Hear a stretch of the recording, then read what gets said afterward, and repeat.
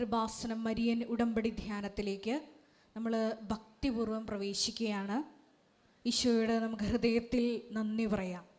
ദൈവപിതാവിനാൽ ആകർഷിക്കപ്പെട്ട് പരിശുദ്ധമ്മ ജീവനോടെ പ്രത്യക്ഷപ്പെട്ട ഈ ആലയത്തിൽ നമ്മളെല്ലാവരെയും ഒരുമിച്ച് കൂട്ടിയ ദൈവപിതാവിൻ്റെ സ്നേഹത്തിന് നമുക്ക് ഹൃദയത്തിൽ നന്ദി പറയാം.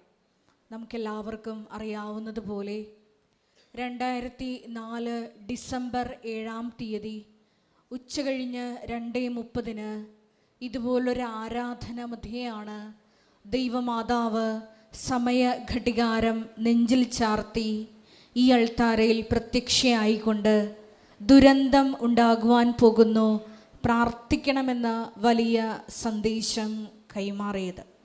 ജീവിതത്തിൻ്റെ വിവിധ ദുരന്ത മുഖങ്ങളിലായിരിക്കുന്ന നമ്മളെല്ലാവരും മരിയൻ ഉടമ്പടി എടുത്തുകൊണ്ട് പരിശുദ്ധ അമ്മ അന്ന് ആഹ്വാനം ചെയ്തതുപോലെ ഉടമ്പടി നിബന്ധനകൾ വിശ്വസ്താപൂർവം പാലിച്ച് പ്രാർത്ഥനയിൽ മുന്നേറിക്കൊണ്ടിരിക്കുന്നവരാണ്.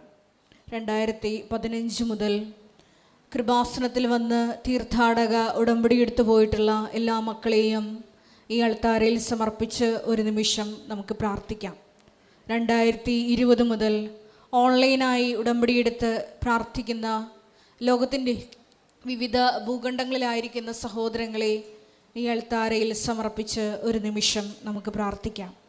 എല്ലാവരെയും പരിശുദ്ധ അമ്മയുടെ പ്രത്യക്ഷീകരണത്തിൻ്റെ സ്ഥിരം സാക്ഷികളാക്കി സാക്ഷ്യമാക്കി ഉയർത്തണമേ എന്ന് നമുക്ക് ഒരു നിമിഷം പ്രാർത്ഥിക്കാം. ഈ ധ്യാനം നയിക്കുവാൻ പോകുന്ന കൃപാസനത്തിൻ്റെ സ്ഥാപക ഡയറക്ടറായ ബഹുമാനപ്പെട്ട VP ജോസഫ് അച്ഛനെ ദൈവപിതാവിൻ്റെ കരങ്ങളിൽ സമർപ്പിച്ച് നമുക്ക് ഒരു നിമിഷം മൗനമായിട്ട് പ്രാർത്ഥിക്കാം. ഈ ധ്യാനത്തിൻ്റെ ആദ്യ അവസാനം അച്ഛൻ്റെ അധരങ്ങളിലൂടെ പ്രദാനം ചെയ്യപ്പെടുന്ന ഓരോ വാക്കുകളിലൂടെയും വചനങ്ങളിലൂടെയും ഈശോയെ ഞങ്ങളുടെ ആന്തരിക മനുഷ്യനെ ശക്തിപ്പെടുത്തുവാനും പഴയ മനുഷ്യനെ അതിൻ്റെ ചെയ്തികളോടുകൂടി നിഷ്കാസനം ചെയ്യുവാനുമുള്ള വലിയ കൃപയ്ക്ക് വേണ്ടി ഞങ്ങൾ ഒരു നിമിഷം പ്രാർത്ഥിക്കുന്നു. ഒപ്പം തന്നെ ഈ ധ്യാനത്തിൻ്റെ എല്ലാ ഭൗതിക സാഹചര്യങ്ങളെയും അൾത്താരയിൽ സമർപ്പിച്ച് പ്രാർത്ഥിക്കുന്നു. ഷെക്കീന ടെലിവിഷനിലൂടെയും കൃപാസനത്തിൻ്റെ സോഷ്യൽ മീഡിയ പ്ലാറ്റ്ഫോമുകളുടെയെല്ലാം വിവിധങ്ങളായ സമയങ്ങളിൽ ഈ ശുശ്രൂഷയിൽ പങ്കെടുത്ത് പ്രാർത്ഥിക്കുവാൻ പോകുന്ന മുഴുവൻ ദൈവമക്കളുടെയും നിയോഗങ്ങളെ ഈ അൾത്താരയിൽ സമർപ്പിച്ചുകൊണ്ട് ദിവ്യകാരുണ്യനാഥനെ ഈ അൾത്താരയിലേക്ക് വരവേറ്റുകൊണ്ട് നമുക്ക് ഇരുകരങ്ങളെയും ഉയർത്തി ശക്തമായി സ്തുതിക്കാം. ഹല്ലേലൂയ, ഹല്ലേലൂയ, മഹത്വം, മഹത്വം, ആരാധന, ആരാധന. പരിശുദ്ധമ്മേ ദൈവമാതാവേ, ഈശോയെ അങ്ങയുടെ ആലയത്തിൽ അങ്ങയുടെ ശക്തി ഈ സമയം ദൈവമാതാവിൻ്റെ പ്രത്യേക മധ്യസ്ഥയാൽ പ്രകടമാക്കണമേ എന്ന് പ്രാർത്ഥിക്കുന്നു. ഞങ്ങളുടെ എല്ലാ ജീവിത വിഷയങ്ങളിലേക്കും പരിശുദ്ധ അമ്മയുടെ പ്രത്യേക ഇടപെടൽ വഴി സമയബന്ധിതമായി സാക്ഷികളാക്കി ഞങ്ങളെ ഉയർത്തണമേ എന്ന് പ്രാർത്ഥിക്കുന്നു. ഹല്ലേലൂയ, ഹല്ലേലൂയ, ഹല്ലേലൂയ, മഹത്വം, മഹത്വം, ആരാധന, ആരാധന. ഹല്ലേലൂയ, ഹല്ലേലൂയ, ഈശ്വരാധന. ഹല്ലേലൂയ. പരിശുദ്ധ പരമദിവ്യകാരുണ്യത്തിന് നേരവും ആരാധനയും സ്തുതിയും പുകഴ്ചയും ഉണ്ടായിരിക്കട്ടെ. പരിശുദ്ധ പരമദിവ്യകാരുണ്യത്തിന് നേരവും ആരാധനയും സ്തുതിയും പുകഴ്ചയും ഉണ്ടായിരിക്കട്ടെ. പരിശുദ്ധ പരമദിവ്യകാരുണ്യത്തിന് നേരവും ആരാധനയും സ്തുതിയും പുകഴ്ചയും ഉണ്ടായിരിക്കട്ടെ. അമ്മേ പരിശുദ്ധയമ്മേ, അമ്മേ പരിശുദ്ധ അമ്മേ, ദൈവമാതാവേ, ദൈവമാതാവേ, കൃപാസനത്തിലൂടെ ഞങ്ങൾക്കും ഞങ്ങളുടെ ദേശത്തിനും അമ്മ മാധ്യസ്ഥം തേടിത്തന്ന എല്ലാ അനുഗ്രഹങ്ങൾക്കും കൃപകൾക്കും ഞങ്ങളിപ്പോൾ ഹൃദയം നിറഞ്ഞ നന്ദി പറയുന്നു. സ്തുതിച്ച് പ്രാർത്ഥിക്കാം. ഹല്ലേലൂയ, എല്ലാ നന്മകൾക്കും അനുഗ്രഹങ്ങൾക്കും നന്ദി കർത്താവേ. ജീവിതത്തെ സംരക്ഷിക്കുന്നതിന് നന്ദി കർത്താവേ. രോഗങ്ങൾക്ക് സൗഖ്യം നൽകുന്നതിന് നന്ദി കർത്താവേ. ജീവിത പ്രശ്നങ്ങൾ പരിഹരിക്കുന്നതിന് നന്ദി കർത്താവേ. ഹല്ലേലൂയ, സ്തുതി, ആരാധന, മഹത്വം കർത്താവേ. ആരാധന, ആരാധന, മഹത്വം, സ്തുതി. ആരാധന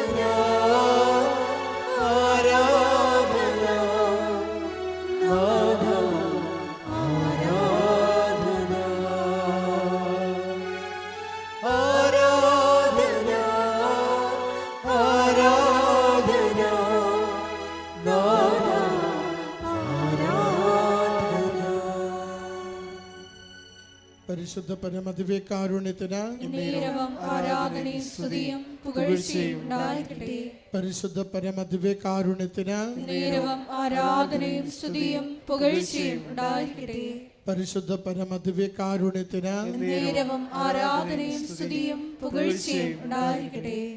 അമ്മേ പരിശുദ്ധയമ്മേ, അമ്മേ പരിശുദ്ധ അമ്മേ, ദൈവമാതാവേ, ദൈവമാതാവേ, 2004 ഡിസംബർ 7-ാം തീയതി ഉച്ചകഴിഞ്ഞ് 2:30 കൃപാസനത്തിൽ സംഭവിച്ച അമ്മയുടെ പ്രത്യക്ഷപ്പെടലിനെ കുറിച്ച് തിരുസഭയ്ക്ക് സമർപ്പിച്ചിരിക്കുന്ന പഠനരേഖകളുടെ വസ്തുനിഷ്ഠവും ദൈവശാസ്ത്ര പ്രകാരമുള്ളതുമായ അന്വേഷണ പഠനങ്ങൾ നടത്തി ആ പ്രത്യക്ഷപ്പെടലിലൂടെ പ്രകടമായ ദൈവമാതാവിന്റെ പ്രത്യേക കരുതലും സംരക്ഷണവും വെളിപ്പെടുത്തുന്ന പീഡിതരുടെ ആശ്വാസവും പ്രവാചകന്മാരുടെ രാജ്ഞിയും വാഗ്ദാനത്തിന്റെ പേടകവും പ്രപഞ്ച പ്രകൃതിയുടെ മാതാവുമായ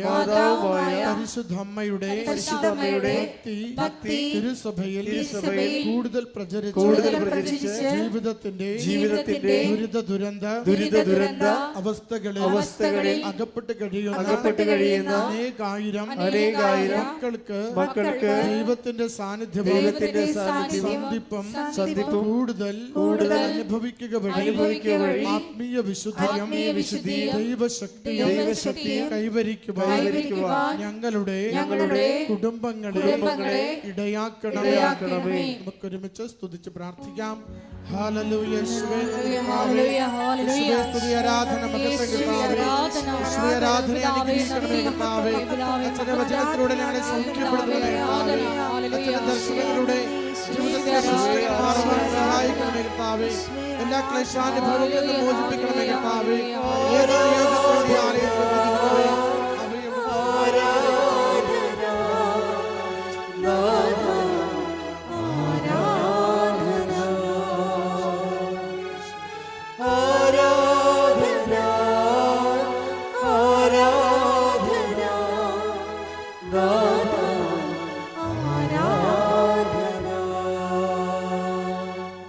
പരിശുദ്ധ പരമദിവ്യകാരുണ്യത്തിന് നേരവും ആരാധനയും സ്തുതിയും പുകഴ്ചയും ഉണ്ടായിരിക്കട്ടെ. പരിശുദ്ധ പരമദിവ്യകാരുണ്യത്തിന് നേരവും ആരാധനയും സ്തുതിയും പുകഴ്ചയും ഉണ്ടായിരിക്കട്ടെ. പരിശുദ്ധ പരമദിവ്യകാരുണ്യത്തിന് നേരവും ആരാധനയും സ്തുതിയും പുകഴ്ചയും ഉണ്ടായിരിക്കട്ടെ. അമ്മേ പരിശുദ്ധയമ്മേ, അമ്മേ പരിശുദ്ധ അമ്മേ, ഭൂസ്വർലോകങ്ങളുടെ രാജ്ഞിയായ അങ്ങേയ്ക്ക് ഭൗമ സംരക്ഷണത്തിനായി പ്രപഞ്ച പ്രകൃതിയെ തന്നെ തിരുസഭ പ്രതിഷ്ഠിക്കുവാൻ ഈ പ്രത്യക്ഷീകരണം വഴി ഇടയാക്കണമേ. പരിശുദ്ധയമ്മേ, ജപമാല മാതാവേ, സകല കൃപാസന പ്രാർത്ഥനകളോടും ചേർത്ത് ഞങ്ങളിപ്പോൾ പ്രാർത്ഥിക്കുന്ന ഈ സമൂഹത്തിന്റെ പ്രത്യേക നിയോഗങ്ങളും നമ്മുടെ എല്ലാ അപേക്ഷകളെയും ആവശ്യങ്ങളെയും കൃപാസന മാതാവിന്റെ തിരുനടയിൽ തിരുസംരക്ഷണയിൽ ഈശോയ്ക്ക് സമർപ്പിക്കാം.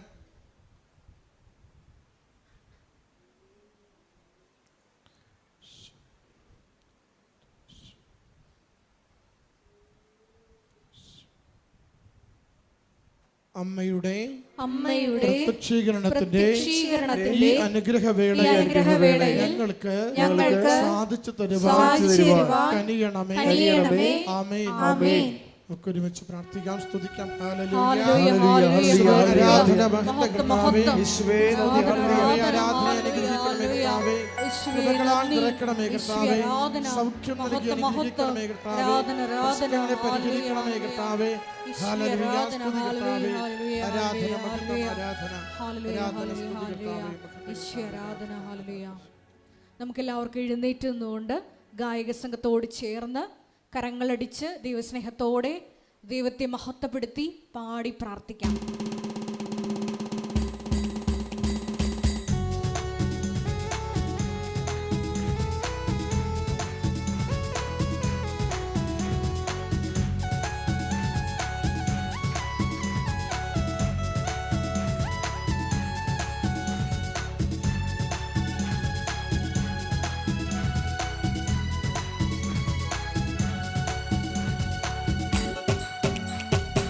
ഇത്രത്തോളം ജയം തന്ന ദൈവത്തിന് സ്തോത്രം, ഇതുവരെ കരുതി രക്ഷകന് സ്തോത്രം.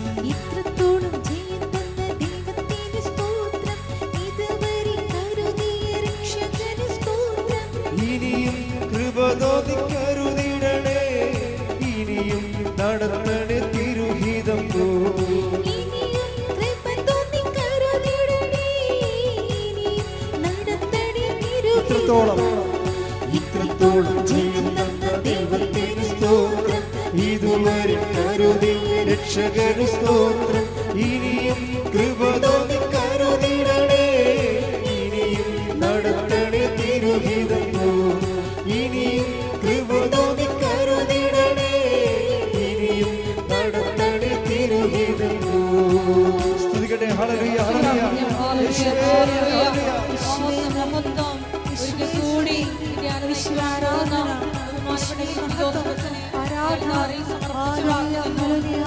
ഞങ്ങൾക്ക് ആവശ്യമായിട്ടുള്ള വചനം നൽകണമേ എന്ന് പ്രാർത്ഥിക്കുന്നു.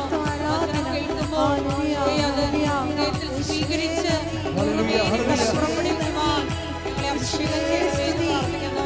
വചനം കേൾക്കുവാൻ ഞങ്ങളുടെ ആന്തരിക കർത്തൃമടങ്ങളെ അഭിഷേകം ചെയ്യണമേ എന്ന് പ്രാർത്ഥിക്കുന്നു. ഹല്ലേലൂയ, ഹല്ലേലൂയ, നിന്നതല്ല നാം ദൈവം നമ്മെ നിർത്തിയതാ, നേടിയതല്ല ദൈവമെല്ലാം തന്നതല്ലേ.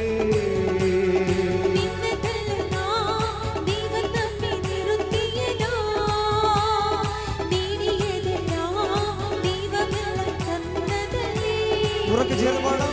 നിന്നതല്ല നാം ദൈവം നമ്മെ നിർത്തിയതാ, നേടിയതെല്ലാം ദൈവമെല്ലാം തന്നതല്ലേ. നടത്തിയ വിധങ്ങളെ ഓർത്തിടുമ്പോൾ നന്ദിയോടെ നാഥന് സ്തുതി പാടിടാം. നടത്തിയ വിധങ്ങളെ ഓർത്തിടുമ്പോൾ നന്ദിയോടെ നാഥന് സ്തുതി. കൈകൾ ഉയർത്തി. ഇത്രത്തോളം ജയം തന്ന ദൈവത്തിന് സ്തോത്രം, ഇതുവരെ കരുതി രക്ഷകന് സ്തോത്രം. ഇത്രത്തോളം ജയം തന്ന ദൈവത്തിന് സ്തോത്രം, ഇതുവരെ കരുതി രക്ഷകന് സ്തോത്രം. ഇനിയും കൃപ തോന്നി കരുതിടണേ, ഇനിയും നടത്തണേ തിരുഹിതം പോ.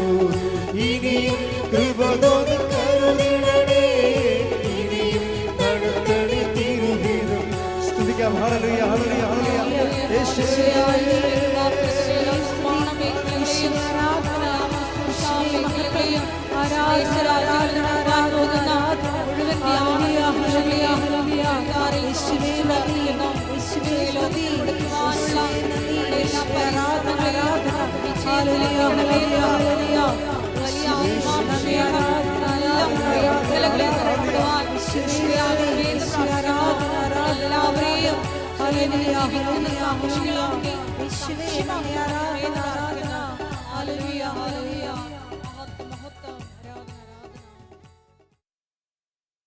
പരിശുദ്ധ പരമ ദിവ്യകാരുണ്യത്തിന് ആരാധനയും സ്തുതിയും പുകഴ്ചയും ഉണ്ടായിരിക്കട്ടെ. എൻ്റെ പ്രിയപ്പെട്ടവരെ,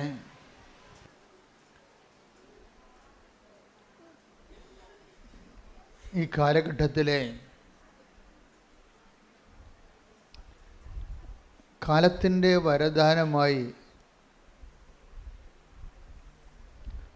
ദൈവം ഈ തലമുറയ്ക്ക് നൽകിയ ഏറ്റവും വലിയ ദൈവാനുഭവ പദ്ധതിയാണ് മരിയൻ പോപ്പുലർ കവനൻറ്റ്. എന്തിനും മരിയൻ പോപ്പുലർ കവനൻ്റ് എന്ന് വിളിക്കാൻ കാരണം സഭയിലെ ഞങ്ങൾ അഭിഷിക്തർക്കും സമർപ്പിതർക്കുമൊക്കെ അവരെടുത്തിരിക്കുന്ന ഒരു കവനൻ്റ് ഉണ്ട്. അത് ലൈഫ് ലോങ് ആയിട്ടുള്ള കവനൻ്റാണ്. ജീവിതകാലം മുഴുവനും നീണ്ടു നിൽക്കുന്ന, മരണം വരെ നീണ്ടു നിൽക്കുന്ന കവനൻ്റാണ്. പോപ്പുലർ കവനൻ്റ് എന്ന് പറയുന്നത് ജനകീയമായ ഒരു ഉടമ്പടിയാണിത്. കൃപാസനത്തിൽ നടക്കുന്നത് മരിയൻ ആധ്യാത്മികതയിൽ അടിസ്ഥാനപ്പെടുത്തിയ മരിയൻ ആധ്യാത്മിക അടിസ്ഥാനപ്പെടുത്തിയിട്ടുള്ള ഒരു ജനകീയമായ ഉടമ്പടിയാണ്. ജനങ്ങളാണ് ഈ ഉടമ്പടിയുടെ ഗുണഭോക്താക്കൾ, പ്രയോക്താക്കൾ എല്ലാവരും.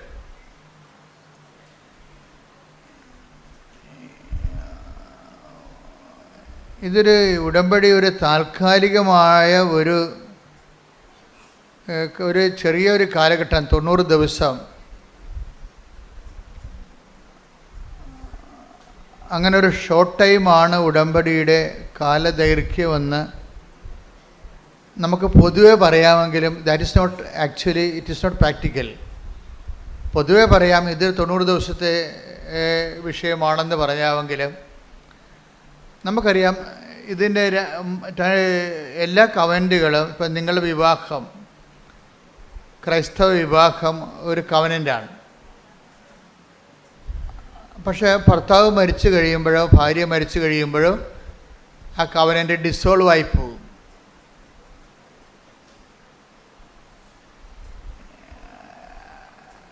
ആ കവനൻ്റ് നിലനിൽക്കത്തില്ല.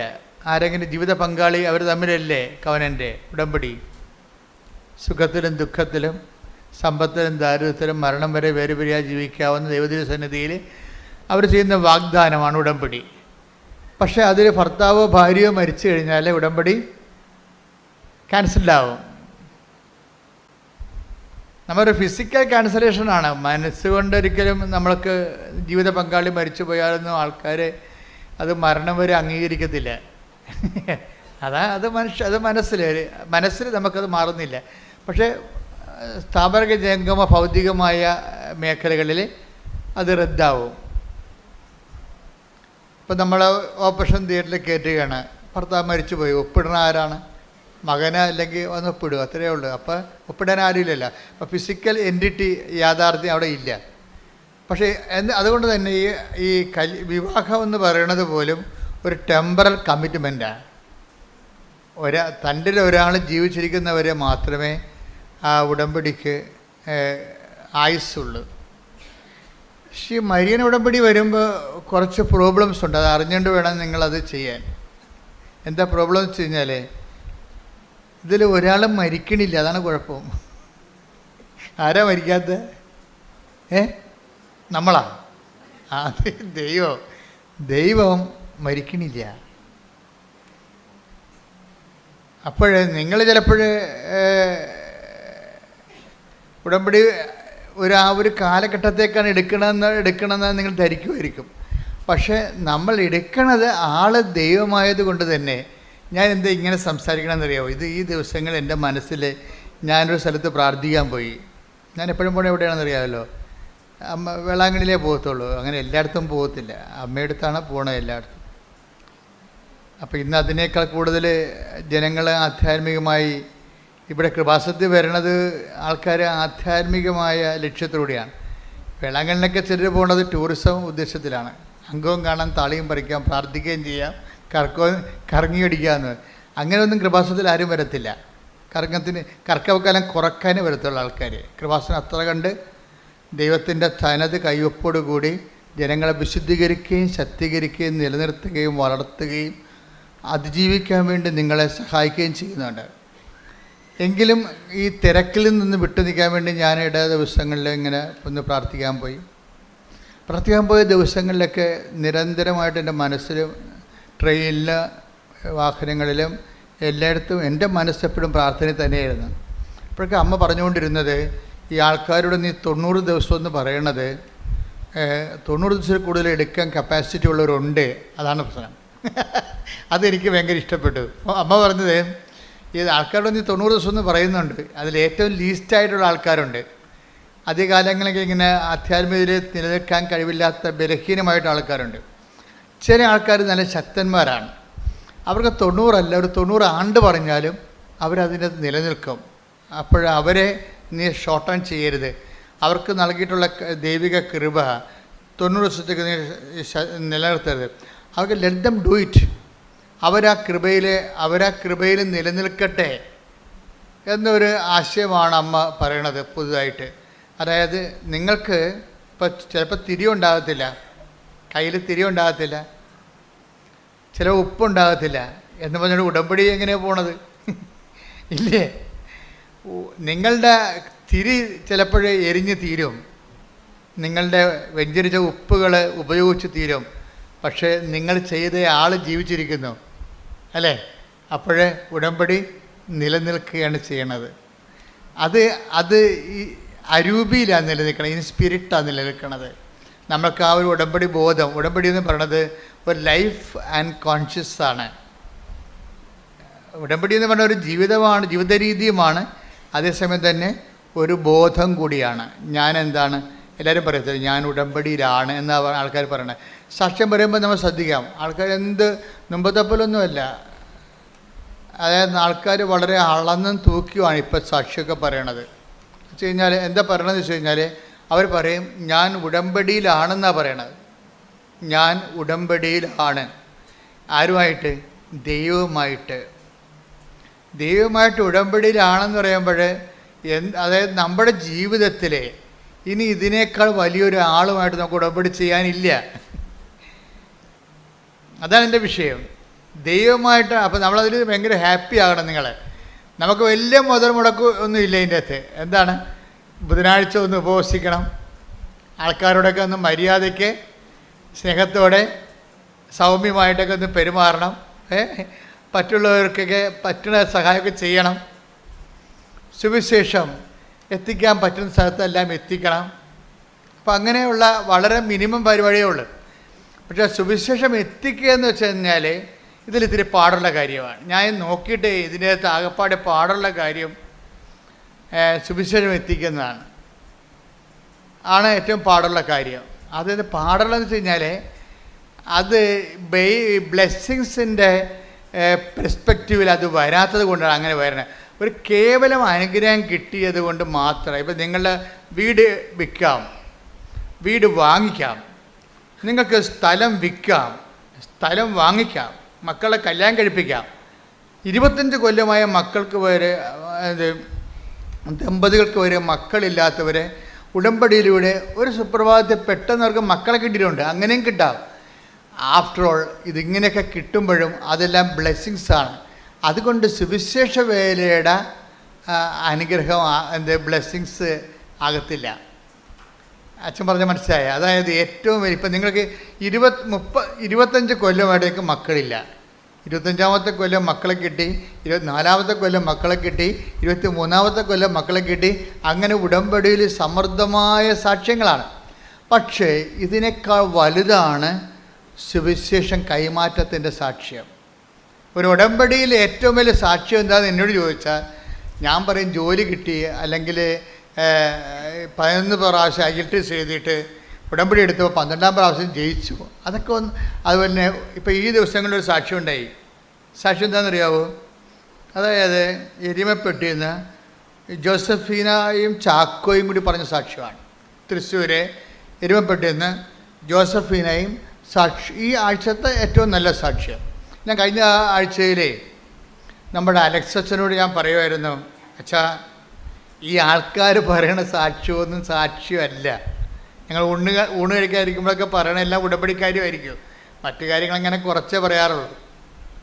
അപ്പം ഞാൻ അലക്സച്ചനോട് പറഞ്ഞു, അച്ഛാ ഈ ആൾക്കാരിപ്പോൾ പറയണ സാക്ഷ്യങ്ങളൊന്നും അതൊക്കെ ഉടമ്പടി സാക്ഷ്യമാണ്, പക്ഷെ പ്രത്യക്ഷീകരണ സാക്ഷ്യമല്ലെന്ന് പറയും. ഉടമ്പടി സാക്ഷ്യമാണ്, പക്ഷേ പ്രത്യക്ഷീകരണ സാക്ഷ്യമല്ല. കാര്യം പലതരം സാക്ഷ്യങ്ങൾ ഇവിടെ നടക്കുന്നത്. ഈ പ്രത്യക്ഷീകരണ സാക്ഷ്യം എന്ന് പറയുമ്പോൾ അതിൻ്റെ ക്വാളിറ്റി എന്ന് പറയുമ്പോൾ ഉടമ്പടി സാക്ഷ്യത്തെക്കാളും വലിയ സാക്ഷ്യങ്ങളാണ്. എന്താ കാര്യം? ഞാൻ അച്ഛനോട് പറഞ്ഞത്, അമ്മയോട് പറയുന്നുണ്ട് മരിച്ച ആൾ ഉയർത്തി നിൽക്കുമെന്ന് പറയുന്നുണ്ടെന്ന് പറയും. ഞാൻ അങ്ങനെ അച്ഛനോട് പറഞ്ഞത്, മരിച്ച ആൾ, മരിച്ചു കിടക്കുന്ന ആൾ ഉയർത്തെഴുന്നേൽക്കുമെന്ന് അമ്മ പറയുന്നുണ്ട്. അതാണ് ബാക്കി നമ്മളെല്ലാം കേട്ടുകൊണ്ടിരിക്കുന്നതെല്ലാം ഉടമ്പടി സാക്ഷ്യങ്ങളാണ്. കാര്യം ഇവിടെ ഇത്രയും അടയാളങ്ങൾ നടക്കാൻ കാര്യം 2-3 കാര്യങ്ങളാണ്. ഒന്ന്, പ്രത്യക്ഷീകരണം ചില ആൾക്കാർ ഭയങ്കരമായ വിഷയമായിട്ട് എടുക്കും. അപ്പോൾ അവർക്ക് പ്രത്യക്ഷീകരണ സാക്ഷ്യം കിട്ടി. പത്രം കൊടുക്കുന്ന പോലും എന്തിൻ്റെ അടിസ്ഥാനത്തിലാണ്? പ്രത്യക്ഷീകരണത്തിൻ്റെ അടിസ്ഥാനത്തിലാണ്. ഉടമ്പടി വഴിയാണ് നമ്മളത് കൊടുക്കണമെങ്കിലും പത്രം കൈമാറുന്നത് പ്രത്യക്ഷീകരണത്തിൻ്റെ അടിസ്ഥാനത്തിലാണ്. എന്താ കാര്യം? അമ്മ പ്രത്യക്ഷപ്പെട്ടു, ദുരന്തമുണ്ടാകാൻ പോണ്, പ്രാർത്ഥിക്കണമെന്ന് പറഞ്ഞു. ഇതല്ലേ പത്രം പറയണത്. നമ്മുടെ പത്രം ഒരാൾ വായിക്കുമ്പോൾ അയാൾ വായിക്കാതെ വായിക്കുന്നൊരു കാര്യം എന്താണ്? അമ്മ കൃപാസനത്തിൽ പ്രത്യക്ഷപ്പെട്ടു, ദുരന്തമുണ്ടാകാൻ പോണ്, പ്രാർത്ഥിക്കണമെന്ന് പറഞ്ഞു. അതുകൊണ്ട് എനിക്ക് പ്രാർത്ഥിക്കാൻ വേണ്ടിയാണ് അമ്മ എന്നെ പത്രം വഴി ഉടമ്പടിയിലൂടെ ക്ഷണിക്കണത്, ഇല്ലേ? അപ്പോൾ ലക്ഷ്യം എന്താണ്? പ്രത്യക്ഷീകരണമാണ് ലക്ഷ്യം. ഉടമ്പടി അതിലേക്കുള്ളൊരു മാർഗമാണ്. ഉടമ്പടി അതിലേക്കുള്ള ഒരു മാർഗമാണ്. അപ്പം നിങ്ങൾ ഉടമ്പടി തുടരുന്നുവെന്ന് കണ്ടു കഴിഞ്ഞാൽ അതിൻ്റെ അർത്ഥം എന്താണ്? നിങ്ങൾ പ്രത്യക്ഷീകരണത്തിൻ്റെ സാക്ഷികളാകുന്നു എന്നതിൻ്റെ അർത്ഥം, അല്ലേ? നമ്മൾ ഉടമ്പടി 90 ദിവസം കൊണ്ട് ആ ഉടമ്പടി അവസാനിപ്പിക്കുകയാണെങ്കിൽ അതിൻ്റെ അർത്ഥം എന്താണ്? നിങ്ങൾ ഉടമ്പടിയുടെ കാര്യം, നിങ്ങളുടെ വിഷയബന്ധിയായിട്ടുള്ള ഒരു സംഭവമാണ് ദൈവമായിട്ടുള്ളത്. ആ വിഷയം കഴിഞ്ഞപ്പോൾ ഞാൻ അവസാനിപ്പിച്ചു. പക്ഷെ ദൈവം അത് അവസാനിപ്പിക്കാത്തതിൻ്റെ കാരണം, ദൈവം അത് പ്രത്യക്ഷീകരണത്തിൻ്റെ ഉപാധിയായിട്ടാണ് വെച്ചിരിക്കുന്നത്. അത് ഉടമ്പടി പ്രത്യക്ഷീകരണത്തിൻ്റെ സന്ദേശങ്ങളിൽ ഒന്നാണ് പ്രാർത്ഥിക്കണമെന്നുള്ളത്. പ്രാർത്ഥിക്കണമെങ്കിൽ എന്ത് ചെയ്യണം? പ്രാർത്ഥിക്കാൻ യോഗ്യതയുള്ള ഒരു സമൂഹം ഉണ്ടാകണം. പ്രാർത്ഥിക്കണമെങ്കിൽ എന്ത് ചെയ്യണം? പ്രാർത്ഥിക്കാൻ യോഗ്യതയുള്ള ഒരു സമൂഹം ഉണ്ടാകണം. ആ യോഗ്യത എന്ന് പറയുന്നത് ദൈവത്തോട് കമ്മ്യൂണിക്കേറ്റ് ചെയ്യാനുള്ള യോഗ്യതയാണ് നമ്മൾ ഉടമ്പടിയിലൂടെ കൈവരിക്കുന്നത്. ദൈവമായിട്ട് സംവദിക്കാനുള്ള ഒരു യോഗ്യത. ദൈവമായിട്ട് സംവദിക്കാനുള്ള യോഗ്യത എങ്ങനെ ഉണ്ടാകണതാണ്? അത് ദൈവം പറയുന്നത് പോലെ ചെയ്യുമ്പോഴാണ് നമുക്ക് ദൈവത്തോട് ഉള്ള ഒരു സംവദിക്കാനുള്ള യോഗ്യത ഉണ്ടാകണം. അത് മനസ്സിലാക്കണം. അത് പറഞ്ഞ്, ദൈവത്തോട് സംവദിക്കാനുള്ള യോഗ്യത ഞാൻ കൈവരിക്കുന്നത് ദൈവം പറയുന്നത് പോലെ ചെയ്യുമ്പോഴാണ്. അപ്പൊ ദൈവം പറയുന്ന പോലെ ഒരാൾ ചെയ്യണമെങ്കിൽ, അയാൾ ജീവിക്കണമെന്നുണ്ടെങ്കിൽ തീർച്ചയായിട്ടും അയാൾക്കുള്ള യോഗ്യത എന്താണ്?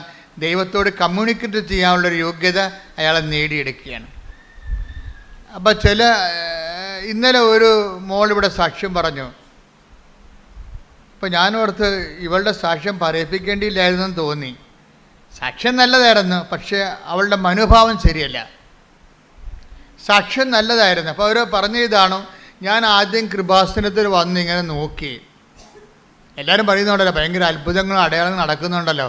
അപ്പോൾ ചിലർ മാതാവിന്, അപ്പോൾ എനിക്ക് ഉടമ്പടി എടുക്കാനൊക്കെ ഒന്നും താല്പര്യമില്ലായിരുന്നു. അപ്പം ഞാൻ വിചാരിച്ചത്, ഞാൻ കൃപാസനത്തിൽ വന്നല്ലോ, മാതാവിനെ കണ്ടല്ലോ, അപ്പോൾ മാതാവ് ഇത് സത്യമാണെങ്കിൽ എൻ്റെ ജീവിതത്തിൽ ഒരടയാളം കാണിക്കട്ടെ, എന്നിട്ട് ഞാൻ ഉടമ്പടി എടുക്കാം. അയ്യോ, അങ്ങനെ കുറേ ആൾക്കാർ ധരിക്കുന്നുണ്ട്. അത് ഉടായ്പാണ് ശരിക്കും. ദൈവത്തിന് ഒരു പരീക്ഷ. അതായത് ഞാൻ കൃപാസനത്തിൽ വന്നല്ലോ, മാതാവിനെ കണ്ടല്ലോ, ഇനി മാതാവ് ഒരു അടയാളം കാണിക്കട്ടെ, എന്നിട്ട് ഞാൻ ഉടമ്പടി എടുക്കുക. അങ്ങനെ ഇന്നലൊരു മോള് പറഞ്ഞായിരുന്നു. അപ്പോൾ യൂത്ത് പറഞ്ഞപ്പോൾ എനിക്ക് ഭയങ്കര വിഷമമായിപ്പോയി. കാരണം യൂത്ത് എല്ലാം ഈ ടൈപ്പാണല്ലോ എന്ന് ചോർത്ത്. കുറച്ച് പേരെങ്കിലും ടൈപ്പുണ്ട്. അതായത് ദൈവം ആദ്യം അടയാളം കാണിക്കട്ടെ, അത് വർക്കൗട്ട് ചെയ്യത്തില്ല. അത് ദൈവഹിത പ്രകാരമല്ല. ദൈവം നമുക്കൊരു അടയാളം തന്നതിന് ശേഷം നമ്മൾ ഉടമ്പടിയിലേക്ക് വരാമെന്ന് പറയണത് ദൈവത്തിൻ്റെ നിലപാടിന്, ദൈവത്തിൻ്റെ ഒരു വിഷയത്തെ സമീപിക്കുന്നതിനും നേരെ ഘടകവിരുദ്ധമാണ്. ദൈവം എന്താ പറയണത്? ആദ്യം നീ ഉടമ്പടി എടുക്ക്, അത് കഴിഞ്ഞിട്ട് ഞാൻ അടയാളം. കാരണം ഉടമ്പടിയിലൊന്ന് നനഞ്ഞിറങ്ങാൻ പോവുകയാണ്. അതിന് മുമ്പ് എന്തെങ്കിലും ഒരു കാര്യം നടക്കട്ടെ എന്ന് പറയും. എൻ്റെ വസ്തുവെങ്കിലും ആരെങ്കിലും കൊണ്ടുവന്ന് അഡ്വാൻസ് തരട്ടെ, എന്നിട്ട് വേണം എനിക്ക് നനഞ്ഞിറങ്ങി കുളിച്ച് കയറാൻ വേണ്ടി. അതും നടക്കത്തില്ല. ദൈവം പറയും, സാധനം മര്യാദക്ക് ആദ്യം നീ ഞാൻ പറയണത് അനുസരിക്കുക. നമ്മൾ പറയുന്ന അനുസരിക്കണമെങ്കിൽ ദൈവത്തിന് പ്രശ്നങ്ങളൊന്നും ഉണ്ടായിട്ടല്ല. പക്ഷെ അതിൻ്റെ കീഴ്വഴക്കം, ഉടമ്പടിക്കൊരു കീഴ്വഴക്കം ഉണ്ടല്ലോ. അതെന്താണ്? ആദ്യം നമ്മൾ ദൈവം പറഞ്ഞതുപോലെ ആദ്യം ചെയ്യണം. ഓരോ കാര്യം ചെയ്തിട്ട് ഞാൻ അത് ചെയ്തില്ല, എനിക്ക് ആ അനുഗ്രഹം കിട്ടിയില്ലല്ലോ, ഞാൻ അത് ചെയ്തില്ല, വസ്തു വിറ്റില്ലല്ലോ, ഞാൻ ഇത് ചെയ്തില്ല, എന്നിട്ട് എനിക്ക് മാർക്ക് കൂടിയില്ലല്ലോ. അങ്ങനെ ഓരോ കാര്യത്തിനും ദൈവത്തോട് നീ തർക്കിക്കാൻ പോകരുത്. ഉടമ്പടിയിൽ വളരെ മാനുഷികമായിട്ട് ആ ഉടമ്പടിയെ മനുഷ്യൻ്റെ ചാബല്യങ്ങളോട് ഒത്തിരി ചാബല്യമുള്ള ആൾക്കാർ ഉടമ്പടി എടുത്തിട്ടുണ്ടേ. അവരാണ് ഈ ഉടമ്പടി പിന്നോട്ട് വലിക്കണതിൻ്റെ കാരണം. ഒത്തിരി ചാബല്യമുള്ള ആൾക്കാർ അവർ ജീവിതം മുഴുവൻ ചാബല്യമാണ്. അത് അവർ ഉടമ്പടി എടുക്കുമ്പോൾ ആ ചാബല്യം ദൈവത്തോടും കാണിക്കും. ഓരോരോ കാര്യം ചെയ്തേച്ചും പറയും, ഞാൻ അത് അങ്ങനെ ചെയ്ത് പത്രം കൊണ്ട് അവിടെ കൊടുത്തു, എന്നിട്ടും എനിക്ക് PR ശരിയായില്ലെന്ന് പറയും. ചാബല്യമാണത്. നിങ്ങളെ ശരിക്കും പറഞ്ഞാൽ ദൈവമായിട്ടാണ് മിണ്ടാതെ ഇടപെടുന്ന കാരണം ചെയ്യാനുള്ളതൊക്കെ ചെയ്യുക. അതാണ് അത് വചനത്തിൻ്റെ നിലപാടതാണ്. ചെയ്യാനുള്ള ചെയ്യുക, എന്നിട്ട് മിണ്ടാതിരിക്കുക. ദൈവം അതിൻ്റെ ഇരട്ടി ചെയ്തോളും. നീ ദൈവത്തിൻ്റെ കൂടെ കയ്യെ പിടിച്ചിട്ട് ആ ഈ എന്നും പറഞ്ഞ പിള്ളേരെ എടുത്തു തുടങ്ങിക്കത്തില്ലേ. ഇപ്പം നിങ്ങൾ ചില ആൾക്കാർ അങ്ങനെ ചെയ്യണത്, ദൈവത്തിൻ്റെ കയ്യേക്കാരി പിടിച്ചിട്ട് ഈ എന്നൊക്കെ പറഞ്ഞിട്ട് കുഞ്ഞുങ്ങളെ കൊണ്ട് എഴുതിക്കണ പോലെ ഞാൻ 10 കൊടുത്തു, അതുകൊണ്ട് അതിൻ്റെ അനുഗ്രഹം കണ്ട് വെക്ക്. ഞാൻ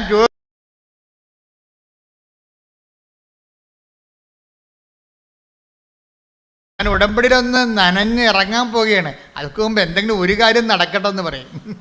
എൻ്റെ വസ്തുവെങ്കിലും ആരെങ്കിലും കൊണ്ടുവന്ന് അഡ്വാൻസ് തരട്ടെ, എന്നിട്ട് വേണം എനിക്ക് നനഞ്ഞിറങ്ങി കുളിച്ച് കയറാൻ വേണ്ടി. അതും നടക്കത്തില്ല. ദൈവം പറയും, സാധനം മര്യാദക്ക് ആദ്യം ഞാൻ പറയണത് അനുസരിക്കുക.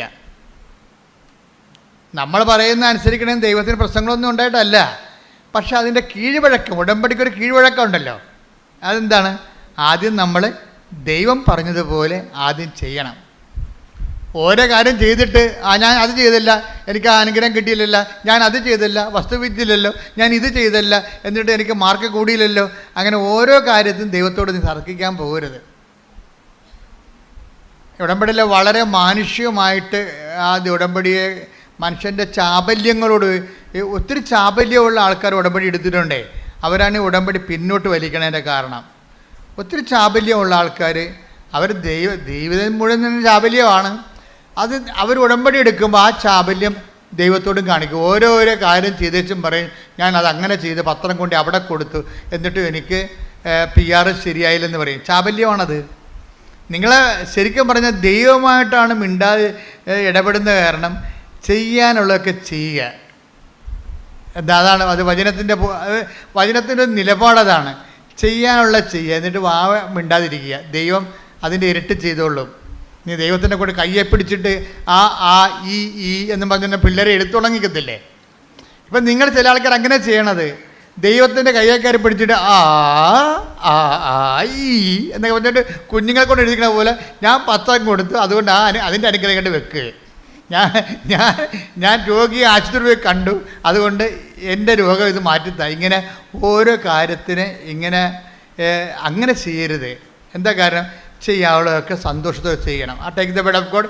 നിങ്ങൾ ചെയ്യാനുള്ളതും ചെയ്തതിന് ശേഷം ഞങ്ങൾ പ്രയോജനരഹിതന്മാരായ ദാസന്മാരാണ്, കടമ നിർവഹിക്കുക മാത്രമേ ചെയ്തിട്ടുള്ളൂ. അതല്ല പക്ഷേ ദൈവത്തിൻ്റെ നിലപാട് കണ്ട. ലൂക്ക 17:10. ലൂക്ക 17:10 നോക്കിയേ. ഇതുപോലെ തന്നെ പറഞ്ഞേ.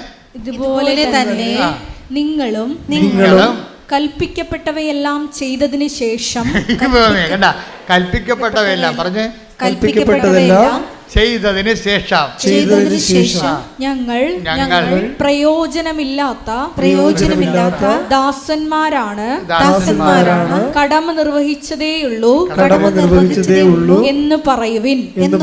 ഇപ്പൊ ദൈവത്തിന്റെ വചനം നിർവഹിക്കണത് എന്താണ്? നമ്മുടെ കടമയാണത്. ഉടമ്പടി എന്താ ചെയ്യണത്? ഇപ്പം ചില കത്തോലിക്കരൊക്കെ വന്ന് ഉടമ്പടി എടുത്ത് ഒരു 3 മാസം കഴിയുമ്പോൾ അവർ പറയവേ, ഇത് പാടൊന്നുമില്ല അച്ഛാ, ഇത് ഉടമ്പടി എടുക്കാതെ തന്നെ നമ്മൾ ചെയ്യേണ്ട കാര്യങ്ങളാണെന്ന്. അത്രേ ഉള്ളു, കറക്റ്റാണത്. ഇത് പാടൊന്നുമില്ല അച്ഛാ, ഇത് ഉടമ്പടി എടുക്കാതെ തന്നെ നമ്മൾ ചെയ്യേണ്ട, രോഗികളെ പോയി കാണണ്ടല്ലേ അല്ലേ.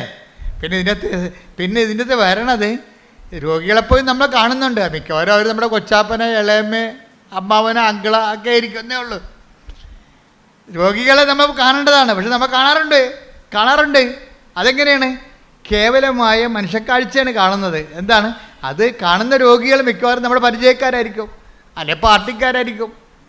പക്ഷെ അപ്പം കർത്താവ് ചോദിക്കും, എന്താണ്? 5:46 ചോദിക്കും. Take the word of 5:46. Mathai 5:46. Mathai 5:46. നിങ്ങളെ സ്നേഹിക്കുന്നവരെ, നിങ്ങളുടെ ബന്ധുക്കളെ, നിങ്ങളെ സ്നേഹിക്കുന്നവരെ നിങ്ങൾ സ്നേഹിച്ചാൽ നിങ്ങൾക്ക് എന്ത് പ്രതിഫലമാണ് ലഭിക്കുക? ഈ ബന്ധുക്കളെ കാണാൻ നടന്നിട്ട് ഒരു പ്രതിഫലം ഇല്ലെന്ന്. നിങ്ങളുടെ കൊച്ചാപ്പനെയൊക്കെ കാണാൻ നടന്നിട്ടേ ഒരു പ്രതിഫലവും ഇല്ലെന്നാണ് പറയണത്. ആര്? ദൈവം തരുന്നില്ല, അവർ തരുമായിരിക്കും. അവരെഴുന്നേറ്റ് വരുമ്പോൾ ചിലപ്പോൾ വസ്തു വഴി തരുമായിരിക്കും. നിങ്ങൾക്ക് അതാണല്ലോ വേണ്ടത്. അതല്ലേ പ്രശ്നം. നിങ്ങൾ ഈ ബന്ധുക്കളൊക്കെ വലിയ ഇങ്ങനെ കുടുങ്ങി ഓടിപ്പോയി കാണുന്നത് എന്താണ്? അതിങ്ങനെ രക്ഷപ്പെട്ട് വന്നാൽ നമുക്ക് വല്ലതും തടയുമെന്നുള്ളതല്ലേ. അതൊക്കെ ദൈവത്തിന് അറിയാം. അതാണ് അവർ പറയണത്. ഒന്ന് വായിച്ച 5:46 മത്തായി. നിങ്ങളെ സ്നേഹിക്കുന്നവരെ നിങ്ങൾ സ്നേഹിച്ചാൽ നിങ്ങൾക്ക് എന്ത് പ്രതിഫലമാണ് ലഭിക്കുക? ഒരു പ്രതിഫലവും ലഭിക്കത്തില്ലെന്നാണ് ഈ പറയണത്. ഈശോ ഇങ്ങനെ നെഗറ്റീവ് പറയണ ഇഷ്ടമില്ലാത്ത ആളാണ്. അതുകൊണ്ട് ഇങ്ങനെ ചോദ്യം ചോദിച്ച് നമ്മളെ കുരുക്കി കളയുകയുള്ളൂ. നിങ്ങൾക്ക് ഒരു പട്ടിക്കാട്ടത്തിൻ്റെ വിലയും കിട്ടത്തില്ലെന്നാണ് ഈ പറയണത് പച്ച മലയാളത്തിൽ. എൻ്റെ ഭാഷയെ പറഞ്ഞാൽ എന്നുവെച്ചാൽ എന്താണ് പറയണത്? നിങ്ങൾക്ക് എന്ത് പ്രതിഫലമാണ് ലഭിക്കുക എന്നുവെച്ചാൽ സീറോ ബെനിഫിറ്റ്സ് എന്നാണ് പറയുന്നത്. Zero benefits. ഈ ബന്ധുക്കളെയും ചുവന്നുകൊണ്ട് നടന്നാൽ ദൈവത്തിൻ്റെ ഭാഗത്തുനിന്ന് സീറോ ബെനിഫിറ്റ്സ് എന്നാണ് പറയണത്. ഒന്നും ഇല്ല എന്നാണ് പറയണത്. പിന്നെ ചുങ്കക്കാർ പോലും അതെന്നുവെച്ചാൽ ദൈവത്തോട് യാതൊരു ബന്ധമില്ലാതെ നിൽക്കുന്ന ആൾക്കാർ ചുങ്കക്കാർ. എന്താ കാര്യം? റോമക്കാർ. മിക്കവാറും ചുങ്കക്കാർ, ഇസ്രായേലിലെ ചുങ്കക്കാരൊക്കെ റോമക്കാരായിരിക്കും. റോമക്കാരെന്നാ ചെയ്യണം? റോമക്കാരാണ് ഇവിടെ ഭരിക്കണത്. നമ്മളെ ഇംഗ്ലീഷുകാർ ഭരിച്ചില്ലേ, അവർ റോമക്കാരാണ് അന്ന് ഈ യെരുശലേം ഭരിച്ചത്. അപ്പോൾ റോമക്കാരെന്ത് ചെയ്യും? അവിടെ സീസറിന് 10 രൂപ കൊടുക്കണമെന്നുണ്ടെങ്കിൽ ഇടനിലക്കാരെല്ലാം കൂട്ടി ഗുണ്ടാപ്പിരിവും എല്ലാം കൂടി കഴിയുമ്പോൾ 100 രൂപ മേടിക്കും ആൾക്കടയ്ക്ക് എന്ന്. അവിടെ 10 രൂപയെ കൊടുക്കത്തുള്ളൂ, ബാക്കി 100 രൂപ കുറേ പൈസ ഇവരടിച്ചു മാറ്റും. അപ്പോൾ അതുകൊണ്ട് ഈ പുച്ഛമാണ് ചുങ്കക്കാര്. അപ്പോൾ അവരങ്ങനെ എന്താ വെച്ചാൽ ഇവരുടെ ഗുണ്ടകളുണ്ട് കുറേ ആൾക്കാർ. ഇപ്പോൾ 10 രൂപ റോമിൽ കൊടുക്കണമെന്നുണ്ടെങ്കിൽ ഇവന്മാർ ആരെ പിടിക്കണം? അതിനകത്ത് ഇടനിലക്കാരുണ്ട് അല്ലേ. അതായത് അവിടെ ജില്ലാ പഞ്ചായത്തിൽ ആളുണ്ട്, ഡിസ്ട്രിക്റ്റിൽ ആളുണ്ട്, ഇതെല്ലാം കഴിഞ്ഞിട്ട് ഗവർണറുണ്ട്. അവർക്കെല്ലാം കിട്ടാവുന്നതെല്ലാം ഓഹരിയിൽ ഇവർ പിരിച്ചു കൊടുക്കണം. അപ്പോൾ ജനങ്ങൾ കൊടുക്കത്തില്ല. ജനങ്ങൾ കഷ്ടപ്പെട്ടൊക്കെ എന്തുമാത്രം ഇസ്രായേലിലാണെങ്കിൽ അന്നത്തെ കാലത്താണെങ്കിൽ ഒരു കാലാവസ്ഥ ഇല്ലാത്ത സമയമാണ്. കാലാവസ്ഥ അല്പം തെറ്റിയാൽ പണ്ടൊക്കെ ക്ഷാമം വരത്തില്ലേ. ക്ഷാമം വരണ എന്തുകൊണ്ടാണ്? ചില കാലങ്ങളിൽ മഴ തെറ്റിപ്പെയ്യും. ഇപ്പോൾ ചിലർ പറയണം മാവ് പൂത്തില്ലെന്ന് പറയണം, ചിലർ പറയണ പൂത്തെന്ന് പറയണം. സോഷ്യൽ മീഡിയയിൽ പറയും മാവ് പൂത്തില്ല എന്ന് പറയണത്. പക്ഷേ ഞങ്ങളുടെ മാവ് പൂത്തെന്ന്. അത് നല്ല കാര്യം. നിങ്ങളുടെ മാവേ പൂത്തുള്ളൂ, നാട്ടിലൊന്നും മാവ് പൂത്തിട്ടില്ല. എന്താ കാര്യം? കാലാവസ്ഥ ഭേദം ഉണ്ടായി. അങ്ങനെ പണ്ടിതുപോലെ കാലാവസ്ഥ ഭേദം ഉണ്ടായാൽ ക്ഷാമം ഉണ്ടാവും. ഈ ക്ഷാമത്തിൻ്റെ ഇടയ്ക്കാണ് ഇവർ കൊണ്ടുവന്ന് 100 രൂപ ചോദിച്ചു കഴിഞ്ഞാൽ എങ്ങനെ ചെയ്യും? നമുക്ക് തന്നെ തിന്നാൻ കിട്ടണില്ല, പിന്നെ എങ്ങനെ മക്കളുടെ കൊടുക്കണത്? അപ്പോൾ പിന്നെ കൊടുക്കാതിരിക്കുമ്പോൾ ഗുണ്ടകൾ വന്ന് വീട് തല്ലി പൊളിക്കും. അതാണ് ചുങ്കക്കാരുടെ പരിപാടി. ഇപ്പം ചുങ്കക്കാരെ കാണുമ്പോൾ തന്നെ ഇവന്മാർ ഭയങ്കര ഗുണ്ടകളും ചൂഷകരുമായങ്ങനെ ഇവരെ ജനത്തിന് വെറുപ്പാണ്. ജനത്തിന് വെറുപ്പാണ്. അതുകൊണ്ട് ജനത്തിൻ്റെ വെറുപ്പ് മാറ്റാനാണ് മത്തായി എന്ന ചുങ്കക്കാരനെ കർത്താവ് എടുത്തത്. ദൈവം ആരും വെറുക്കണില്ലെന്നുള്ളതിന് ഏറ്റവും വലിയ സൂചനയാണ്. നമ്മുടെ കയ്യിരിപ്പോൾ എന്ത് മോശമായാലും ദൈവത്തിന് നമ്മളെ വെറുക്കാൻ കഴിയത്തില്ല. അതാണ് ദൈവം ഒരു അമ്മയെക്കാളെ ഇത്തിരി കൂടുതലാണ് ശരിക്കും. ഇപ്പം ചില മക്കളെയൊക്കെ തൂക്കിക്കൊല്ലാൻ വേണ്ടി വിധിക്കുമ്പോൾ അമ്മയെ വിളിച്ച് പറയത്തില്ലേ വല്ലതും നിനക്ക് അവസാനമായിട്ട് പറയാനുണ്ട്? മക്കളെക്കുറിച്ച് പത്രക്കാർ ചോദിക്കത്തില്ല. തൂക്കിക്കൊല്ലാൻ പോണ പ്രതിയുടെ അമ്മയോട് ചോദിക്കും, നിങ്ങൾക്ക് മകനെ തൂക്കിക്കൊല്ലുകയാണ് നാളെ, നിങ്ങൾക്ക് വല്ലതും പറയാനുണ്ടോ എന്ന് പറയുമ്പോൾ ശരി പറയും, അവൻ എൻ്റെ വയറ്റിൽ പിറക്കാതിരുന്നെങ്കിൽ അത്രയും നല്ലതാണെന്ന് പറയും. അത് പത്രക്കാർ പറയും അവസാനത്തെ വചനം, അവനെൻ്റെ വയറ്റിൽ പിറക്കാതിരുന്നെങ്കിൽ. അപ്പോൾ അമ്മയാണെങ്കിലും ശരി, മകൻ തൂക്കുമരത്തെ കയറിയ അവൻ എൻ്റെ വയറ്റിൽ പിറക്കാം. പക്ഷേ ദൈവം അങ്ങനെ പറയത്തില്ല, എൻ്റെ വയറ്റിൽ പിറന്നതാണെന്നേ പറയത്തുള്ളൂ. നമ്മൾ മോശക്കാരായാലും പറയും എൻ്റെ വയറ്റിൽ പിറന്നതാണെന്ന്, ഓൺ ചെയ്യും. അതുകൊണ്ട് ദൈവത്തിനാരും അങ്ങനെ, അതാണ് ദൈവം സ്നേഹമാണെന്നൊക്കെ പറയുമ്പോൾ ഈ നമുക്ക് എല്ലാ കോശങ്ങളും ശരീരത്തിൻ്റെ കോശങ്ങളെല്ലാം എഴുന്നിരുന്നിട്ട് ഹല്ലേലൂയ പറയണത് സത്യമായത് കൊണ്ടാണ്. എന്താ കാര്യം? സ്വന്തം അമ്മ തന്നെ പറയും അവൻ എൻ്റെ വയറ്റിൽ പിറക്കാതിരുന്നെങ്കിൽ നല്ലതായിരുന്നെന്ന്. പക്ഷെ ദൈവം പറയത്തില്ല, ഞാൻ തന്നെ എൻ്റെ വയറ്റിൽ തന്നെ പിറന്നതാണ്, അവനെ അല്പം ദൈവസ്നേഹം കുറഞ്ഞു പോയെന്നേ പറയത്തുള്ളൂ. ബൈബിള് ഈ വിഷയങ്ങൾ പാപത്തെ എല്ലാം കാണുന്നത് പാപം എന്നതിനേക്കാളുപരി ദൈവസ്നേഹം കുറഞ്ഞു പോയെന്നേ പറയത്തുള്ളൂ. അവന് എന്നോട് ഇത്തിരി സ്നേഹം കുറഞ്ഞു പോയി. ദൈവത്തോട് സ്നേഹം കുറഞ്ഞു പോകുമ്പോൾ എന്ത് ചെയ്യും? അറിയാതെ തന്നെ തിന്മകളിലേക്ക് മനുഷ്യൻ പോകും. ഞങ്ങൾ ഈ ആധ്യാത്മിക ഫിഷഗ്വരന്മാർ ചെയ്യണ പരിപാടി എന്താണെന്നറിയാവോ? ജനങ്ങളെ ഇങ്ങനെ ശപിച്ച് നിങ്ങൾ മോശമാണ്, പാപമാണ്, പാപം കത്തിക്കണമെന്നൊന്നും ഞാൻ പറയത്തില്ല. പാപത്തെക്കുറിച്ച് ഞാൻ സംസാരിക്കാറ് പോലുമില്ല. ഞാൻ സംസാരിക്കുക എന്തിനെക്കുറിച്ചാണ്? ദൈവസ്നേഹത്തെക്കുറിച്ച് സംസാരിക്കും.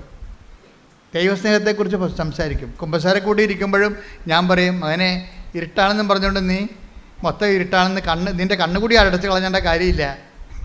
ചില ആൾക്കാർ ഇരുട്ടാണെന്ന് പറഞ്ഞിട്ടേ അവൻ്റെ കണ്ണുകൂടി അടച്ച് കളയും. കാര്യം എനിക്ക് ഈ പാപത്തിൽ നിന്ന് രക്ഷപ്പെടാൻ പറ്റത്തില്ല അച്ഛാന്ന് പറയും. ഞാൻ പറഞ്ഞു, ഇനി രക്ഷപ്പെടാൻ പറ്റും, ഇരുട്ടാണ്. അപ്പം നമ്മൾ വിളക്ക് കത്തിക്കുക, നീ പുണ്യപ്രവർത്തികളൊക്കെ ചെയ്യ്. പതുക്കെ ദൈവം തന്നെ അന്നെ കണ്ണ് കാഴ്ച തുറന്നതല്ലേ, ഇരുട്ട് മാറ്റിയതല്ലേ.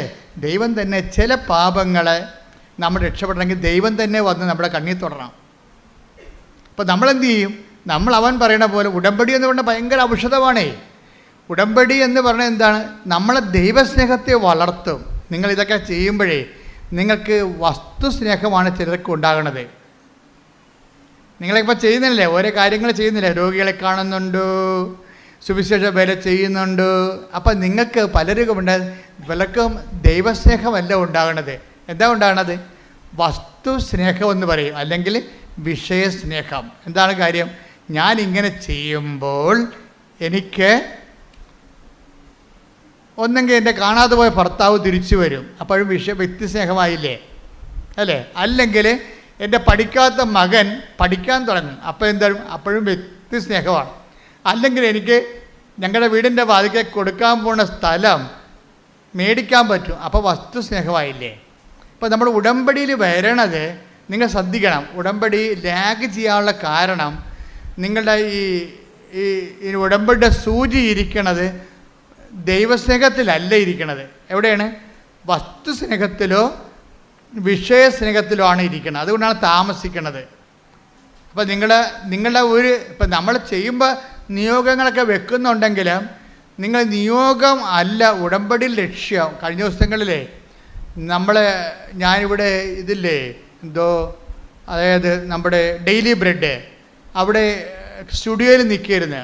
അപ്പോൾ ഞാനിങ്ങനെ ഡെയിലി ബ്രെഡ് സംസാരിക്കുന്ന സമയത്ത് കർത്താവിനോട് പറഞ്ഞു, ഉടമ്പടിയുടെ ലക്ഷ്യം ഉടമ്പടിയുടെ വിഷയമല്ല, ഉടമ്പടി തന്നെയാണെന്ന് പറയാൻ പറഞ്ഞു. ഉടനെ ഞാൻ പറഞ്ഞ്, കർത്താവ് പറയണം ഉടമ്പടിയുടെ ലക്ഷ്യം ഉടമ്പടിയുടെ വിഷയമല്ല, ഉടമ്പടി തന്നെയാണ്.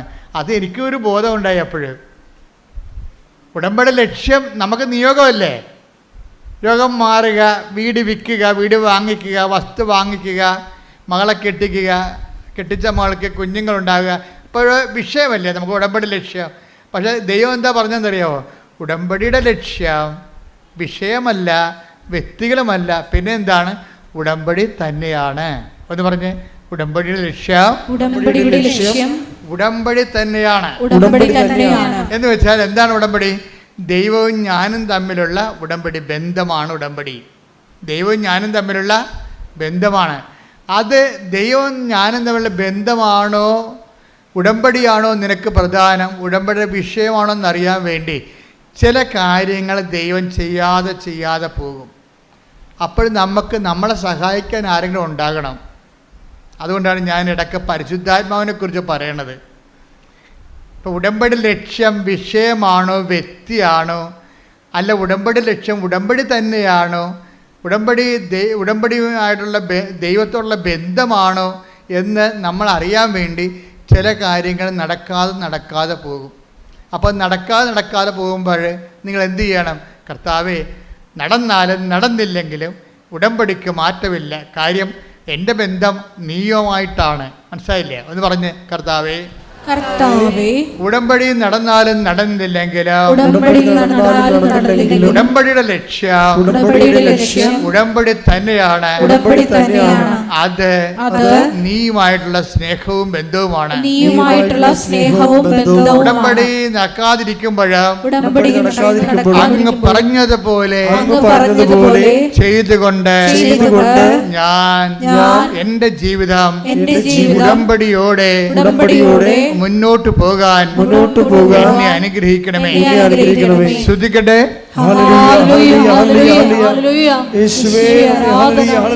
ഉടമ്പടിയിലെ വിഷയങ്ങൾ നടക്കാപ്പോഴും നിന്റെ ലക്ഷ്യം വെച്ച് മുന്നേറുവാൻ ഈ ആരാധനയിലൂടെ ഞങ്ങളെ അഭിഷേകം ചെയ്യണമേ.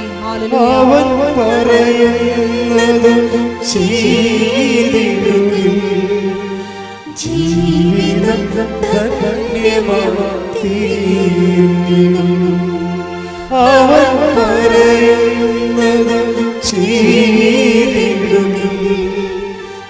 ജീവിതം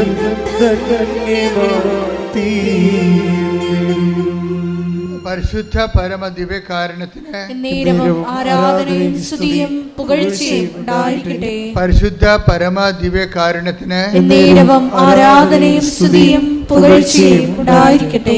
ഉടമ്പടിയുടെ കുറെ കാര്യങ്ങള്, അതിൻ്റെ ഒരു ബയോളജി, ജീവശാസ്ത്രം, അതിൻ്റെ ഓരോ അവയവങ്ങളും ഘടകങ്ങളും ഒക്കെ നമ്മൾ പഠിച്ചുകൊണ്ടിരിക്കുന്നത്. അതായത് ഉടമ്പടിയുടെ ലക്ഷ്യം ഉടമ്പടി തന്നെയാണ്. അല്ലെങ്കിൽ നമ്മൾ ആരുമായിട്ട് ഉടമ്പടി ചെയ്തിരിക്കുന്നുവോ ആ ദൈവം തന്നെയാണ് ഉടമ്പടി ലക്ഷ്യം. ബൈബിളെന്ന് പറയുന്നത് ഏത് തരത്തിലുള്ള മാനുഷികമായ ബലഹീനതയിൽ ഇരുട്ടിൽ കിടക്കുന്നവർക്കും ഒരു പ്രത്യാശയാണ്.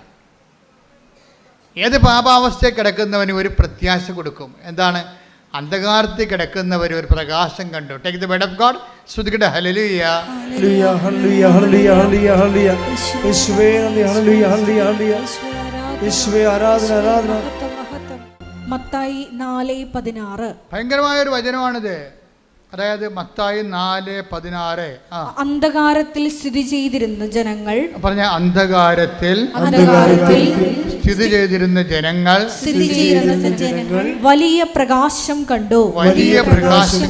മരണത്തിന്റെ മേഖലയിലും നിഴലിലും വസിച്ചിരുന്നവർക്കായി ഒരു ദീപ്തി ഉദയം ചെയ്തു.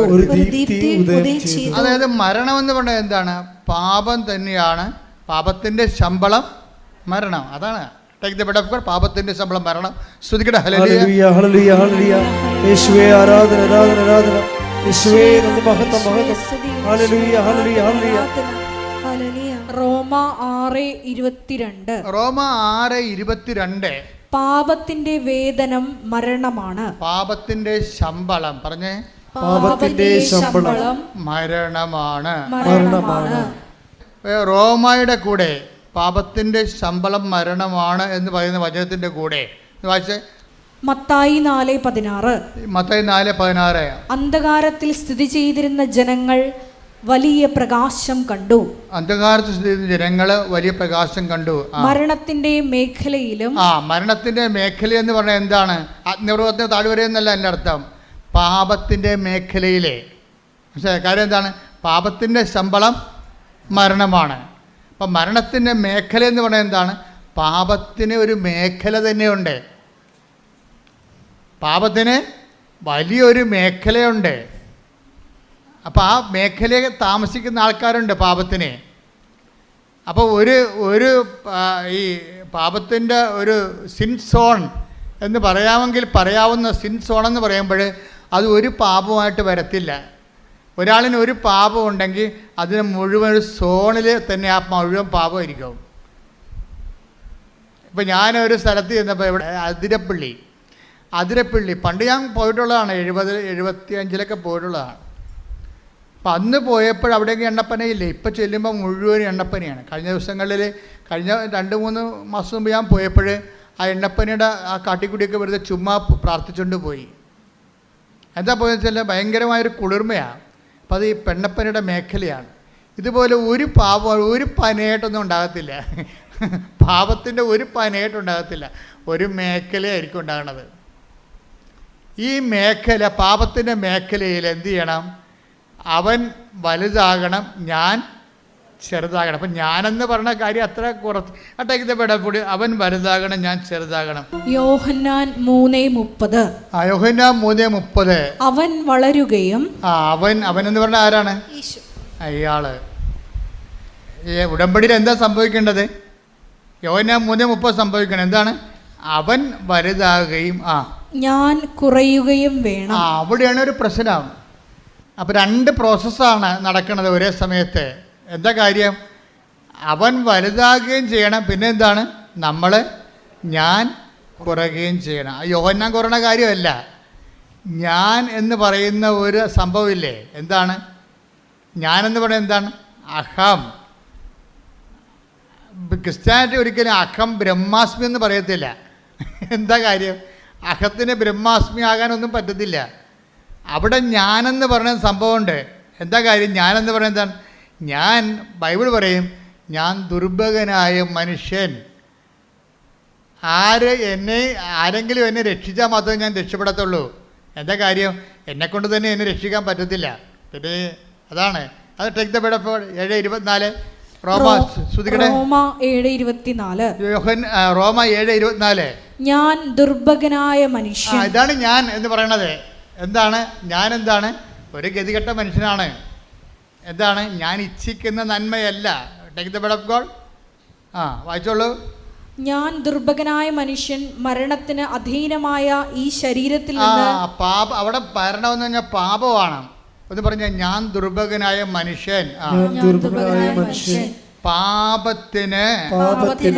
അപ്പം മരണത്തിൽ നിന്നാണ് എഴുതിയിരിക്കണമെങ്കിൽ നമുക്ക് ബൈബിളിൻ്റെ സ്പിരിറ്റ് എന്ന് പറയുന്നത് മരണമെന്ന് പറഞ്ഞ ഉടനെ പാപമെന്ന് നമ്മൾ വായിക്കേണ്ടി വരും, തർജ്ജമ ചെയ്ത് വായിക്കേണ്ടി വരും. എന്താ? ഞാൻ ദുർഭകനായ മനുഷ്യൻ. പറഞ്ഞേ, പാപത്തിന് അധീനമായ ഈ ശരീരത്തിൽ നിന്ന്. അപ്പൊ ശരീരമാണ് പ്രശ്നം. ഈ ശരീരത്തിൽ നിന്ന് എന്നെ ആര് മോചിപ്പിക്കും? ശരീരത്തിൽ നിന്ന് ആരെങ്കിലും മോചിപ്പിക്കണം. എന്താ കുഴപ്പം? എന്താണ്? എത്ര കിട്ടിയാലും പോരാ. അതാണ് പ്രശ്നം. എത്ര കിട്ടിയാലും പോരാ. ഇപ്പം ഓരോ വ്യക്തികൾ എന്താ ചെയ്യണത്? നമ്മൾ ഓരോരോ ആൾക്കാർ മലയാളത്തിൽ സംഭവിക്കണുണ്ടല്ലേ. ഇപ്പം ഞാൻ ഈ ദിവസം തമിഴ്നാട്ടിൽ പോയപ്പോൾ ഞാൻ പറഞ്ഞു, ഇവരെല്ലാം കേരളക്കാർക്ക് പഠിക്കണം തോന്നാമെന്ന് പറഞ്ഞ്. തമിഴ്നാട് കണ്ടപ്പോഴേ ഞാൻ ഇവരെല്ലാം കേരളക്കാർക്ക് പഠിക്കുകയാണ്. അതാണ് ഇത് നമ്മൾ അതിർത്തി പ്രദേശങ്ങളിൽ ചെന്നാൽ മനസ്സിലാകും. അതിർത്തി പ്രദേശങ്ങളിലെല്ലാം പണ്ടുണ്ടായിരുന്നത് സാധാരണ മനുഷ്യൻ ജീവിക്കാൻ പറ്റിയൊരു വീട്, അത്രേ ഉള്ളൂ. ഇപ്പോൾ അങ്ങനെയല്ല. ഇപ്പോൾ അവരെല്ലാവരും 2 നിലയും 3 നിലയും ഒക്കെ ആക്കിയിട്ടുണ്ട്. പക്ഷേ 3 നില ആക്കിയാലും കുഴപ്പമില്ല. എന്താ പ്രശ്നം? അതിൻ്റെ അകത്തൊരു 30 ആൾക്കാർ താമസിക്കുന്നുണ്ടെങ്കിൽ കുഴപ്പമില്ല. പക്ഷേ 3 പേരെ താമസിക്കുന്നുള്ളൂ 3 നിലയിൽ. അവിടെയാണ് ഈ ഞാനെന്ന് പറഞ്ഞ സാധനം വരണത്. മനസ്സിലായില്ലേ? ഇപ്പം മനസ്സിലായില്ലേ? ഇപ്പം ഞാൻ ആരാണെന്ന് മനസ്സിലായില്ലേ? ഇതിൽ നിന്ന് രക്ഷപ്പെടുത്താൻ വല്ല മാർഗമുണ്ടോ? ഇപ്പം നമ്മുടെ വീട്ടിലേക്ക് ഒരു വിരുന്നുകാർ വരികയാണ്. വിരുന്നുകാർ വരുമ്പോൾ എന്ന് പറഞ്ഞ് നമ്മളിങ്ങനെ 2 കൈ നീട്ടിക്കൊണ്ട് അവരുടെ അടുത്ത് വായും പൊളിച്ച്, ചുമ്മാ അഭ്യാസമാണ്. അവർക്ക് പറയാം, മലയാളിക്ക് കുറച്ച് അഭിനയം കൂടുതലാണല്ലോ, നമ്മളെല്ലാവരും ആക്ടേഴ്സ് അല്ലേ. അപ്പം ഇവർ വായും പൊളിച്ചുകൊണ്ട് ഇങ്ങനെ ഇത്ര നാളെ കണ്ടിട്ട് ഈ വഴിയൊക്കെ മറന്നാ ആര് വെറുതെ പറഞ്ഞ അതൊക്കെ ചുമ്മാ അടിച്ചു വിടണമെന്ന് അവർക്കും അറിയാം, നമുക്കും അറിയാം. ഈ വഴിയൊക്കെ മറന്നാന്ന് ചോദിക്കുമ്പോൾ നമ്മളിങ്ങനെ ചിരിച്ചിങ്ങനെ 70mm പല്ലും കാണിച്ച് നിൽക്കല്ലേ. അപ്പോഴുണ്ട് അവർ പറയണ, എൻ്റെ കൊച്ച്, എൻ്റെ ഇളയമ, എൻ്റെ കൊച്ച് മറന്നു. ഞാനോർത്ത് അതാണ് നമ്മുടെ വീടെന്നും പറഞ്ഞു. ഞാൻ കുറേ നാളായല്ലേ ഇവിടെ വന്നിട്ട്, 10-12 കൊല്ലം. ഞാനോർത്ത് അതാണെന്നും പറഞ്ഞ് ആ വീട്ടിൽ കയറി, കാറുള്ള വീട്ടിൽ കയറി ചെന്നു. ഇവിടെ വീട്ടിൽ കാറില്ല. അപ്പോൾ അവിടെ ഇവരുടെ വീടാണെന്നും പറഞ്ഞ് അവിടെ കയറി ചെന്ന് പറയുമ്പോൾ തന്നെ ഇവിടെ ഈ 70mm അങ്ങനെ അതിനെ കൊട്ടി അടച്ച് തീർന്ന പരിപാടി. ഇതാണ് ഞാനെന്ന് പറയുന്ന സാധനം. മനസ്സിലായില്ലേ? എന്ന് വെച്ചാൽ അവരെ എന്നെയും തമ്മിൽ നീ തുലനം ചെയ്തിട്ടില്ലേ. അപ്പം ഞാൻ അവരല്ലെന്ന് പറയുമ്പോൾ എനിക്കെന്താ കുറവുണ്ടെന്നല്ലേ ഭർത്താവ്. വീട് മാറി കയറിയെന്നാ പറയണവേ. വീട് മാറി കയറിയപ്പോൾ തന്നെ നെഞ്ചുവേദനയായി. വേറെ പറഞ്ഞതേ ഉള്ളേ. നമ്മളാരും കയറിയില്ല, അവരാണ് കയറിയത്. അവർ നമ്മുടെ വീട് മാറി വേറെ വീട്ടിൽ കയറിയെന്ന് പറഞ്ഞുകൊണ്ടാണ് നമുക്ക് നെഞ്ചുവേദന. ഇതാണ് ഈ നെഞ്ചുവേദന പറയണത്. ബ്രഹ്മാസ്മി അല്ല ശരിക്കും നെഞ്ചുവേദന. കണ്ടവൻ്റെ വീട് നമ്മളെക്കാൾ ഇത്തിരി വലുതാണെന്ന് പറയുമ്പോൾ ഉണ്ടാകുന്ന ഞാനില്ലേ, അതാണ് നെഞ്ചുവേദന അവിടെ എടുക്കണം. ഞാൻ ഈ ഞാനുണ്ട്. ഈ ഞാൻ ആര്? അത് ബൈബിൾ ചോദിക്കണത് എന്താണെന്ന് ചോദിച്ചു കഴിഞ്ഞാൽ, ഈ ഞാൻ ആര് രക്ഷിക്കും ഈ അഹംഭാവത്തിൽ നിന്ന്? അത് തന്നെ ജീസസിനെ ഇൻട്രൊഡ്യൂസ് ചെയ്യുമ്പോൾ തന്നെ യോഹന്നാൻ പറയും, ഇവനെ ഇൻട്രൊഡ്യൂസ് ചെയ്യാനൊക്കെ എനിക്ക് ഇഷ്ടമാണ്. ഇവൻ ഭയങ്കര പുള്ളിയാണ്. ഇവൻ ലോകത്തിൻ്റെ പാപങ്ങൾ നീക്കാൻ വന്നിരിക്കുന്ന ആളാണ്. എന്നോട് അപ്പ ഇതൊക്കെ പറഞ്ഞിട്ടുണ്ട്, പക്ഷെ നിങ്ങളോട് പറഞ്ഞിട്ട് കാര്യമില്ലെന്ന്. എന്ത് വല്ലാത്ത പറച്ചിലാണ് യോഹന്നാൻ പറയണത്. അതായത് ഇന്ന് യേശുവിൻ്റെ ജ്ഞാനസ്നാനത്തിൽ തിരുനാളല്ലേ. അപ്പോൾ എന്താ യോഹന്നാൻ പറയണത്? ഇവൻ ഭയങ്കര പുള്ളിയാണ്. ഇവൻ ആരാണ്? യോഹന്നാൻ 1:29 പറയും, ഇവൻ ലോകത്തിൻ്റെ പാപങ്ങൾ നീക്കാൻ വേണ്ടി അപ്പ പറഞ്ഞു വിട്ടിരിക്കുന്ന ആളാണ് ഇവൻ. പക്ഷെ നിങ്ങളോട് പറഞ്ഞിട്ട് കാര്യമില്ല. എന്താ കാര്യം? ഇവനും വളരണമെങ്കിലേ ഞാൻ ചെറുതാകണമെന്ന്. അതാണ് വിഷയം. കൈയടിക്കട്ടെ, ശ്രദ്ധിക്കട്ടെ. ഹല്ലേലൂയ, ഹല്ലേലൂയ, ഹല്ലേലൂയ, ഹല്ലേലൂയ, ഹല്ലേലൂയ, ഹല്ലേലൂയ, ഹല്ലേലൂയ, മഹത്വം, യേശുവേ, ഹല്ലേലൂയ, ഹല്ലേലൂയ, ഹല്ലേലൂയ, ഹല്ലേലൂയ, ഹല്ലേലൂയ, ഹല്ലേലൂയ, ആരാധന, യേശുവേ, ആരാധന, ഹല്ലേലൂയ, ആരാധന, മഹത്വം, ഹല്ലേലൂയ, മഹത്വം, ഹല്ലേലൂയ, ഹല്ലേലൂയ, ദൈവമേ, ഹല്ലേലൂയ. നന്ദി, ദൈവമേ, മഹത്വം, തുല്യം ചൊല്ലുന്ന ആരുമില്ലേ അങ്ങേപ്പോലെ യേശുവേ, തുല്യം ചൊല്ലുന്ന ആരുമില്ലേ അങ്ങേപ്പോലെ യേശുവേ, ജീവനേ സുന്ദരമേ അങ്ങേ മാറിച്ചായുന്നു ഞാൻ. ജീവനെ ജീവനേ സുന്ദരമേ അങ്ങേ മാറിച്ചായുന്നു ഞാൻ. അപ്പോൾ ഉടമ്പടി കാലത്ത് നമ്മൾ നിരീക്ഷിക്കേണ്ട ഒരു പാപം എന്താണ്? പാപത്തിൻ്റെ മേഖല. പാപം ഒറ്റയ്ക്ക് നിൽക്കത്തില്ല. ഞാൻ എന്നുള്ള സംഭവം നിലയ്ക്കുള്ള കാലം ആ ഞാൻ ഉണ്ടാക്കുന്ന റിസൾട്ടിൽ പാപത്തിൻ്റെ ഒരു മേഖല ഉണ്ടാകും. അതാണ് അന്ധകാരത്തിൽ സ്ഥിതി ചെയ്തിരുന്ന ജനം ഒരു പ്രകാശം കണ്ടു എന്ന് 4:16 പറയുമ്പോൾ, മരണത്തിൻ്റെ നിഴൽ വീണ മേഖലയിൽ താമസിക്കുന്നവർ, മരണത്തിൻ്റെ നിഴൽ വീണ മേഖലയാണ്. ഇപ്പോൾ ഒരു പാപമായിട്ട് ഒരാൾക്കുണ്ടാകത്തില്ല. അതിലേറ്റവും വലിയ പാപം നിങ്ങൾ ഓർക്കും സെക്സാണെന്ന് വിചാരിക്കും. ബൈബിൾ സെക്സിനല്ല പ്രാധാന്യം കൊടുക്കുന്നത്. 6ാമത്തെ സ്ഥാനമേ സെക്സിനുള്ളൂ. നമ്മൾ പറഞ്ഞ് സെക്സ് ഒന്നാക്കിയതാണ്. മനസ്സിലായില്ലേ? കാര്യം ബൈബിളിൽ സെക്സ് എന്ന് പറഞ്ഞ സംഭവത്തിന് 6ാമത്തെ സ്ഥാനമേ ഉള്ളൂ. കാരണം 6ാമത്തെ കൽപ്പനയാണ് വ്യഭിചാരം ചെയ്യരുതെന്നുള്ളത്. വ്യഭിചാരം ചെയ്യുന്നുള്ള 6ാമത്തെ കൽപ്പനയാണ്. 1ാമത്തെ കൽപ്പന അല്ല. 1ാമത്തെ കൽപ്പന ആരാണ്? വേറെ ഒരു ഞാനുണ്ടെന്നാണ് പറയണത്. എന്താണ്? നിന്റെ കർത്താവ് ദൈവം ഞാനാകുന്നു. കൈയടിക്കട്ടെ, ശ്രുതിക്കട്ടെ. ഹല്ലേലൂയ, ഹല്ലേലൂയ, ഹല്ലേലൂയ, ശ്രുതിക്കട്ടെ. ഹല്ലേലൂയ. തുല്യം ചൊല്ലില്ല ആരുമില്ലേ അങ്ങേപ്പോലെ യേശുവേ, തുല്യം ചൊല്ലില്ല ആരുമില്ലേ അങ്ങേപ്പോലെ യേശുവേ, ജീവനേ സുന്ദരമേ അങ്ങേ മാറിച്ചായുന്നു ഞാൻ. ഞാനല്ലാതെ മറ്റൊരു ദൈവം. Take the word of God. ശ്രുതിക്കട്ടെ. ഹല്ലേലൂയ, ഹല്ലേലൂയ, ഹല്ലേലൂയ, ഹല്ലേലൂയ. എനിക്കില്ല ആരുമില്ലേ അങ്ങേപ്പോലെ യേശുവേ, തുല്യം ചൊല്ലില്ല ആരുമില്ലേ അങ്ങേപ്പോലെ യേശുവേ, ജീവനേ സുന്ദരമേ അങ്ങേ മാറിച്ചായുന്നു ഞാൻ. പുറപ്പാട് 20:3. പുറപ്പാട് 20:3. ഞാനല്ലാതെ വേറെ ദേവന്മാർ മറ്റൊരു ദേവന്മാർ നിനക്കുണ്ടാകരുത്. അതാണ് ഞാൻ. എന്താ ഇപ്പൊ പറയണത്? ഈ ഞാൻ എന്ന് പറയുന്ന ദൈവം നമ്മൾ വളരുകയും ഈ ജഡത്തിലുള്ള ഞാൻ ചെറുതാകുകയും ചെയ്യണം. ബൈബിളിൻ്റെ ഒരു ഇക്വേഷൻ അതാണ്. അതായത് ദൈവമാകുന്ന ഞാൻ എന്നിൽ വളരണം. ക്രിസ്തുവിന് അങ്ങനെ ഒരു ടെൻഡൻസി ഉണ്ട്. ക്രിസ്തു എല്ലാ കാലത്തും ഒരുപോലെ ഇരിക്കത്തില്ല. എന്താണ്? ക്രിസ്തുവിനെ നമുക്ക് ലഭിച്ചാൽ അതിൻ്റെ ടെൻഡൻസി എന്താണ്? വളർന്നുകൊണ്ടേയിരിക്കും നമ്മളിൽ. അപ്പോൾ എന്ത് ചെയ്യും? ഞാനെന്ന് പറയുന്ന ജഡിക ഞാൻ, എൻ്റെ ഇച്ഛാശക്തി, ഇപ്പം നമുക്കുണ്ടാകുന്ന വൈരാഗ്യങ്ങളില്ലേ, ബൈബിളിൽ ക്ഷമിക്കാനൊക്കെ പറയത്തില്ലേ? പിന്നെ എൻ്റെ പട്ടി ക്ഷമിക്കും. ഏത് പട്ടിക്കൊരു കാലം ഉണ്ടാകും. ഏത് പുളിച്ചും പൂക്കും.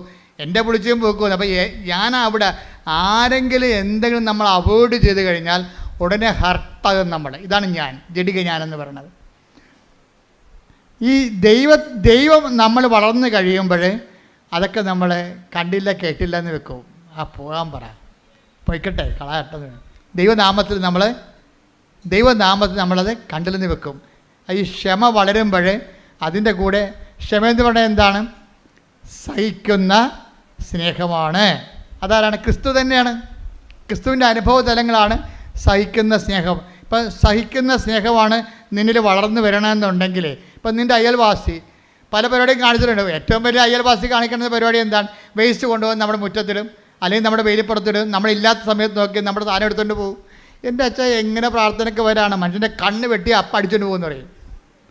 അതുകൊണ്ട് പ്രാർത്ഥനയ്ക്ക് വരാതെ നീ ഉരലെ കെട്ടിപ്പിടിച്ച് വീട്ടിയിരിക്കണവരുണ്ട് പാവത്തുങ്ങൾ. കൊണ്ടേ തിന്നെ, നീ കൊണ്ടുപോയ കർത്താവ് എനിക്ക് തരുമെന്ന് പറഞ്ഞ് പോരണ്ടേ? അപ്പോൾ എന്താണ്? കർത്താവ് നിന്നെ വളരുന്നു. കൈയടിക്കട്ടെ. ഹല്ലേലൂയ, ഹല്ലേലൂയ, ഹല്ലേലൂയ, ഹല്ലേലൂയ, ഹല്ലേലൂയ, ഹല്ലേലൂയ, ഹല്ലേലൂയ.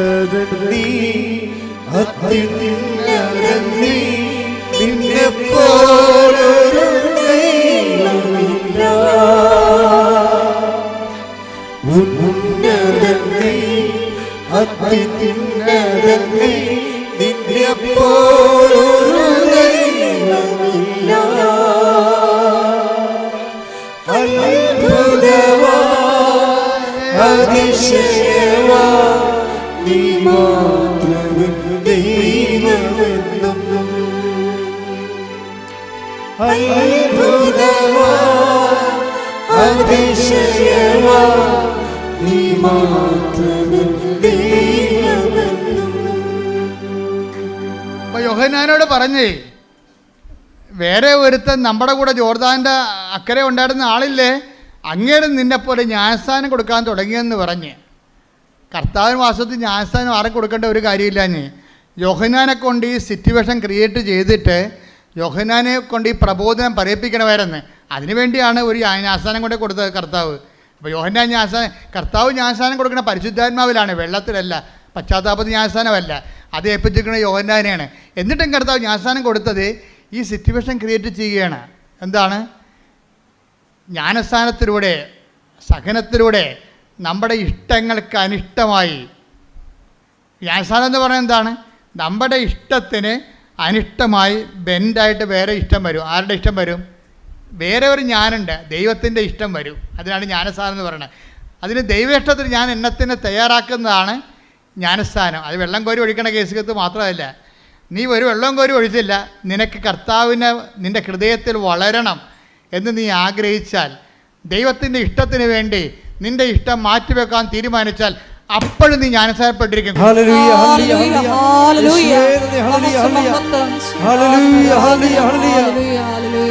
പുതിയൊരു ജനം നൽകുന്നു പരിശുദ്ധാത്മാവേ, പുതിയൊരു ശക്തി ഉണരാ കൃപ ചൊരിയണമേ. പുതിയൊരു ജനം നൽകുന്നു പരിശുദ്ധാത്മാവേ, പുതിയൊരു ശക്തി ഉണരാ കൃപ ചൊരിയണമേ. പരിശുദ്ധാത്മാവേ എന്നിൽ നിറയണമേ, നിറഞ്ഞു കവിയണമേ, കവിഞ്ഞൊഴുകണമേ. പരിശുദ്ധാത്മാവേ എന്നിൽ നിറയണമേ, നിറഞ്ഞു കവിയണമേ, കവിഞ്ഞൊഴുകണമേ. അപ്പോൾ എന്താ ജ്ഞാനസ്നാനം എന്ന് പറയണത്? നമ്മുടെ ഇഷ്ടത്തിനെതിരെ വേറെ ഒരു ഇഷ്ടം കയറി വരികയും അത് ദൈവനാമത്തിൽ നമ്മൾ സ്വീകരിക്കുമ്പോൾ അത് ദൈവേഷ്ടമായിട്ട് കൺവേർട്ട് ചെയ്യും. പറഞ്ഞ മനസ്സിലായില്ലേ? നമ്മുടെ ഇഷ്ടത്തിനെതിരെ വേറെ ഇഷ്ടം കയറി വരും, അത് ദൈവേഷ്ടമായി നമ്മൾ സ്വീകരിക്കുമ്പോൾ അതൊരു ജ്ഞാനസ്ഥാനമായിട്ട് മാറും. എന്താണ്? നിന്നെ പരിശുദ്ധാത്മാവ് നിറയാനുള്ള ഉപാധിയായി മാറും. ഇപ്പം നീ ഒരു കുഞ്ഞുടുപ്പ് തയ്പ്പിച്ചു, കുറച്ച് പൊട്ട് വാങ്ങിച്ച് വെച്ച്, കുറച്ച് കരിമഷി മേടിച്ച് വെച്ചു, കുറച്ച് കരിവളം മേടിച്ച് വെച്ചു. അപ്പോൾ നീ ഉടനെ പ്രഗ്നൻ്റ് ആണുള്ള അമ്മയാണെങ്കിൽ പറയും, എൻ്റെ കുഞ്ഞുവാ വരുമ്പോൾ ഞാൻ ആരുടെയും കൊതി തട്ടാതിരിക്കാൻ വേണ്ടി കരിവള ഇടിക്കും. വല്ല കാര്യമുണ്ടോ? കരിവള അന്ധവിശ്വാസമാണ്. നമ്മുടെ കരിവള ഇടാത്ത വല്ലവരും ഉണ്ടാ? എന്താ കരിവള കണ്ണ് തട്ടാതിരിക്കാൻ വേണ്ടിയിട്ടതാണ് സംഭവം. എൻ്റെ കുഞ്ഞിനെ വേറെ ആരെയും നോക്കരുതെന്ന്. എൻ്റെ കുഞ്ഞ് പറ്റിയിട്ടില്ലേ? ഞാൻ എൻ്റെ വരവ് കണ്ടില്ലേ? എൻ്റെ കുഞ്ഞിനെ വേറെ ആരും നോക്കരുത്, ആരും കണ്ണ് തട്ടരുത്, അതുകൊണ്ട് കരിവള ഇട്ടിട്ട് കരിമഷ കണ്ണൊക്കെ ഇങ്ങനെ എന്ന് ചില കുഞ്ഞുങ്ങളെ കാണുമ്പോൾ പ്രാകൃത വേഷമാണ്. ഞാൻ ചോദിക്കും, നീ തന്നെ ഇത് പറ്റതാണെന്ന് ചോദിക്കും. പക്ഷേ അമ്മ തന്നെ അത് മിടുക്കിയായിരിക്കണം. കൊച്ചാണെങ്കിൽ മൊത്തം കരിവാരി തേച്ച് എന്നെ കണ്ണ് തട്ടാതിരിക്കാൻ വേണ്ടി ചെയ്തിരിക്കുകയാണ്. എൻ്റെ കുഞ്ഞിന് കണ്ണ് തട്ടരുതെന്ന്. അങ്ങനെ തന്നെയാണ് എൻ്റെ കുഞ്ഞ് മറ്റു കുഞ്ഞുങ്ങളെപ്പോലെ ആവരുത്, അങ്ങോട്ട് പോരുത്, അവിടെ പോയി കളിക്കരുത്, അവർ ചീത്ത പിള്ളേരാണ് എന്ന് പറഞ്ഞുകൊണ്ട് ഈ തള്ള അവർ സ്ക്രൂ ചെയ്തിട്ട് ഈ കുഞ്ഞിനെ വേറെ ഒരു പണ്ടാരമായിട്ട് വളർത്തിക്കൊണ്ട് വരും. വേറെ സാധനം, മറ്റുള്ളവരുടെ അരിശം പുച്ഛം. കാര്യം ഇവരുടെ പുച്ഛവും അരിശവും ഒക്കെ കുഞ്ഞിനങ്ങോട്ട് കൊടുക്കും.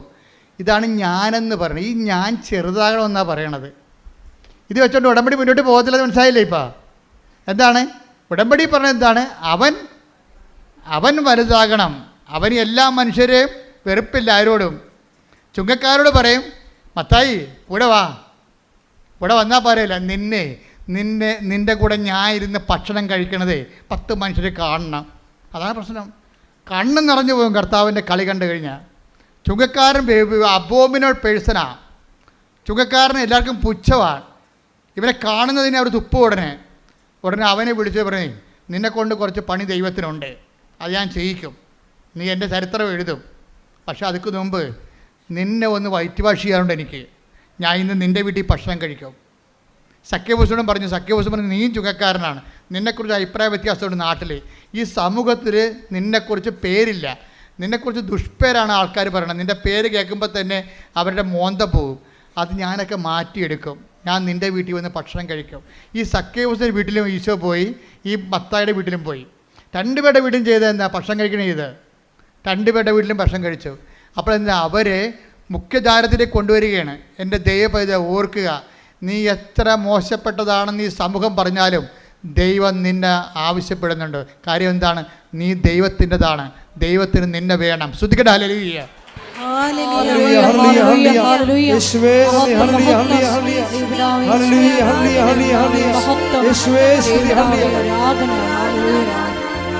ഇത്ര നല്ല ദൈവത്തോടു ചെയ്തും നന്ദി ചൊല്ലിടും. എന്റെ കൊച്ചു ജീവിതത്തെ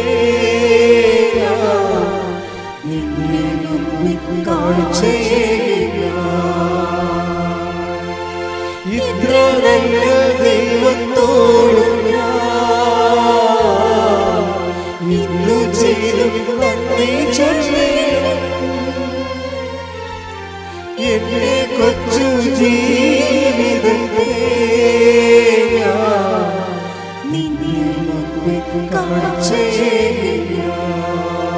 പരിശുദ്ധ പരമ ദിവ്യകാരുണ്യത്തിന് നേരവും ആരാധനയും സ്തുതിയും പുകഴ്ചയും ഉണ്ടായിരിക്കട്ടെ. സഖ്യേവുസിൻ്റെയും മത്തായിയുടെ വീട്ടിൽ കർത്താവ് ഭക്ഷണം കഴിക്കാൻ കയറിയപ്പോൾ ഉണ്ടല്ലോ, എല്ലാവരും വന്ന് വേലിക്ക പാത്തുനിന്ന് ഇങ്ങനെ വേലിക്ക മുകളിൽ തലയിട്ടുകൊണ്ട് നോക്കുകയാണ്. ഇതെന്ത് ഇവൻ്റെ വീട്ടിൽ കർത്താവ് കയറിയത്? ഇവൻ്റെ വീട്ടിൽ നിന്ന് എങ്ങനെ കർത്താവ് ഭക്ഷണം കഴിക്കണമെന്ന് കേട്ടപ്പോൾ ആൾക്കാർക്കെല്ലാം മനസ്സിലായി സക്കേവൂസും മത്തായിനെയും ദൈവം സ്നേഹിക്കുന്നുണ്ട് എന്ന് മനസ്സിലായി. അപ്പോൾ അവിടെ നിന്ന് ആൾക്കാരൊക്കെ പറയും, നിങ്ങളും വാ എന്ന് വേദിക്ക ഇങ്ങനെ തലപൊക്കി നിൽക്കുന്ന ആൾക്കാരൊക്കെ വിളിക്കും മത്തായിയുടെ വീട്ടിൽ നിന്ന്. അവരും വന്ന്, അവർ പണ്ട് മത്തായിനെ പുച്ഛിച്ച ആൾക്കാരൊക്കെയാണ്, അവരും വന്ന് അവിടെ കൂടെ നിന്ന് ഭക്ഷണം കഴിച്ചിട്ട് ഇവരെ ഈ സ്നേഹത്തിൻ്റെ മുഖ്യധാരയെ കൊണ്ടുവരും. സക്കേവൂസിനാണെങ്കിൽ വല്ലാത്ത, രണ്ടുപേരും പറഞ്ഞ്, മത്തായി പറഞ്ഞ്, കർത്താവേ എനിക്ക് പണി വേണ്ട കേട്ടോ, നിൻ്റെ സ്നേഹം ഉണ്ടെങ്കിൽ നിൻ്റെ തന്നെ മതി, ഞാൻ നിൻ്റെ കൂടെ വല്ല എഴുത്തും കുത്തുമായിട്ട് നടന്നേക്കാം. അങ്ങനെ മത്തായി കൂടെ പോന്നു. സക്കേവൂസ് പറഞ്ഞ, കർത്താവേ എന്നെ ജനത്തിന് എന്നെ വേണ്ട, ജനത്തിന് എന്നെ പുച്ഛമാണ്, ജനത്തിന് എന്നെ വൈരാഗ്യമാണ്. പക്ഷേ ഈ ജനം കണ്ട, ഈ ജനങ്ങളൊക്കെ നോക്കി നിൽക്കുമ്പോൾ നീ എൻ്റെ വീട്ടിൽ നിന്ന് ഭക്ഷണം കഴിച്ചില്ലേ, എനിക്കത് മതി, എനിക്ക് പിന്നെ ഈ സ്വത്തെന്തിനാ, എല്ലാം ഞാൻ കളയുകയാണ്, എത്ര വേണമെങ്കിലും ഞാൻ കൊടുക്കാം, എന്താണ് നീ എന്നിട്ട് വളർന്നാൽ മതി, ഞാൻ ചെറുതായാൽ മതി എന്ന്. കണ്ട സഖ്യഭൂഷ കണ്ട ശ്രുതികടെ ഹല്ലേലൂയ ഹല്ലേലൂയ ഹല്ലേലൂയ. യേശുവേ വലിയ വചന വെളിപാടിന് നന്ദി പറയുന്നു. ഹല്ലേലൂയ ഹല്ലേലൂയ ഹല്ലേലൂയ. മഹത്വം മഹത്വം ആരാധന ആരാധന. ഹല്ലേലൂയ ഹല്ലേലൂയ. ആരാധന ആരാധന യേശുവേ ആരാധന ആരാധന ആരാധന യേശുവേ ആരാധന.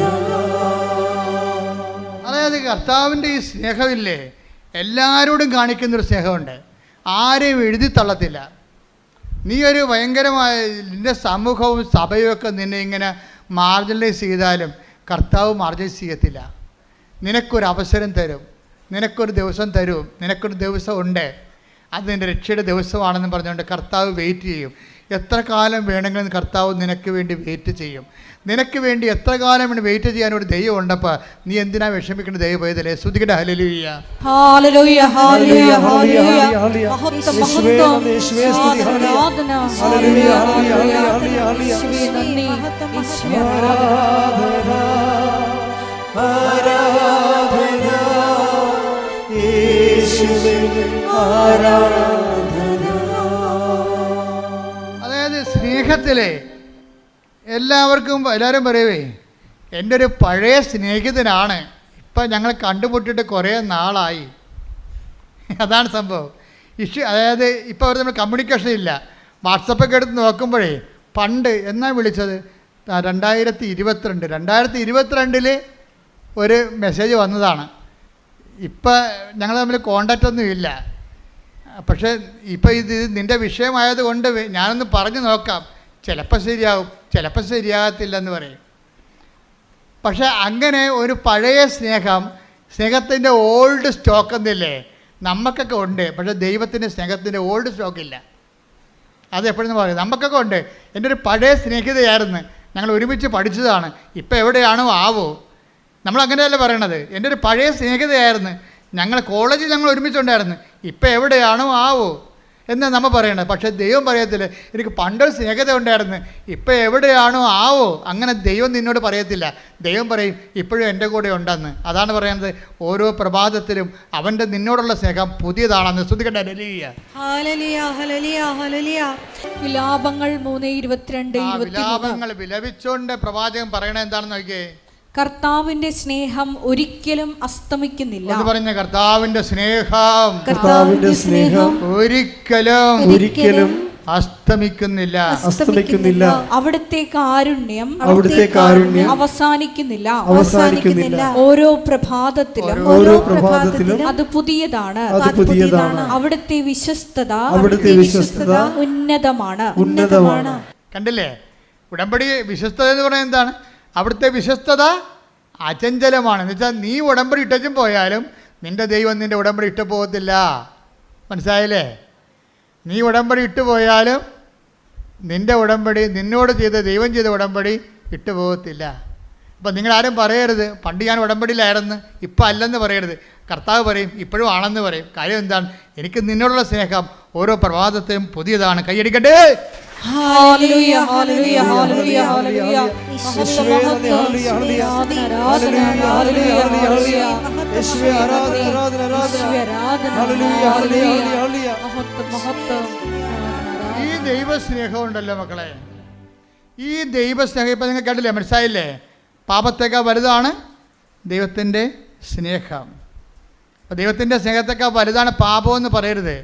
എന്താണ്? പാപത്തേക്കാൾ വലുതാണ് ദൈവത്തിൻ്റെ സ്നേഹം. ഉടമ്പടി ഉദ്ഘോഷിക്കുന്നത് അതാണ്. ഈ പാപത്തേക്കാൾ വലുതായ ദൈവത്തിൻ്റെ സ്നേഹത്തിൻ്റെ പരിധിയിലാണ് നീ നിൽക്കണത്. നീ ഔട്ട് ഓഫ് റേഞ്ച് അല്ല. പിശാചാണ് പറഞ്ഞത് നീ ഔട്ട് ഓഫ് റേഞ്ച് ആണെന്ന്. നീ ഔട്ട് ഓഫ് റേഞ്ച് അല്ല. വചനം പറഞ്ഞത് എന്താണ്? നീ ഇപ്പോഴും എൻ്റെ റേഞ്ചിലാണെന്നാണ് പറയുന്നത്. ശ്രുതിക്കട്ടെ ഹല്ലേലൂയ.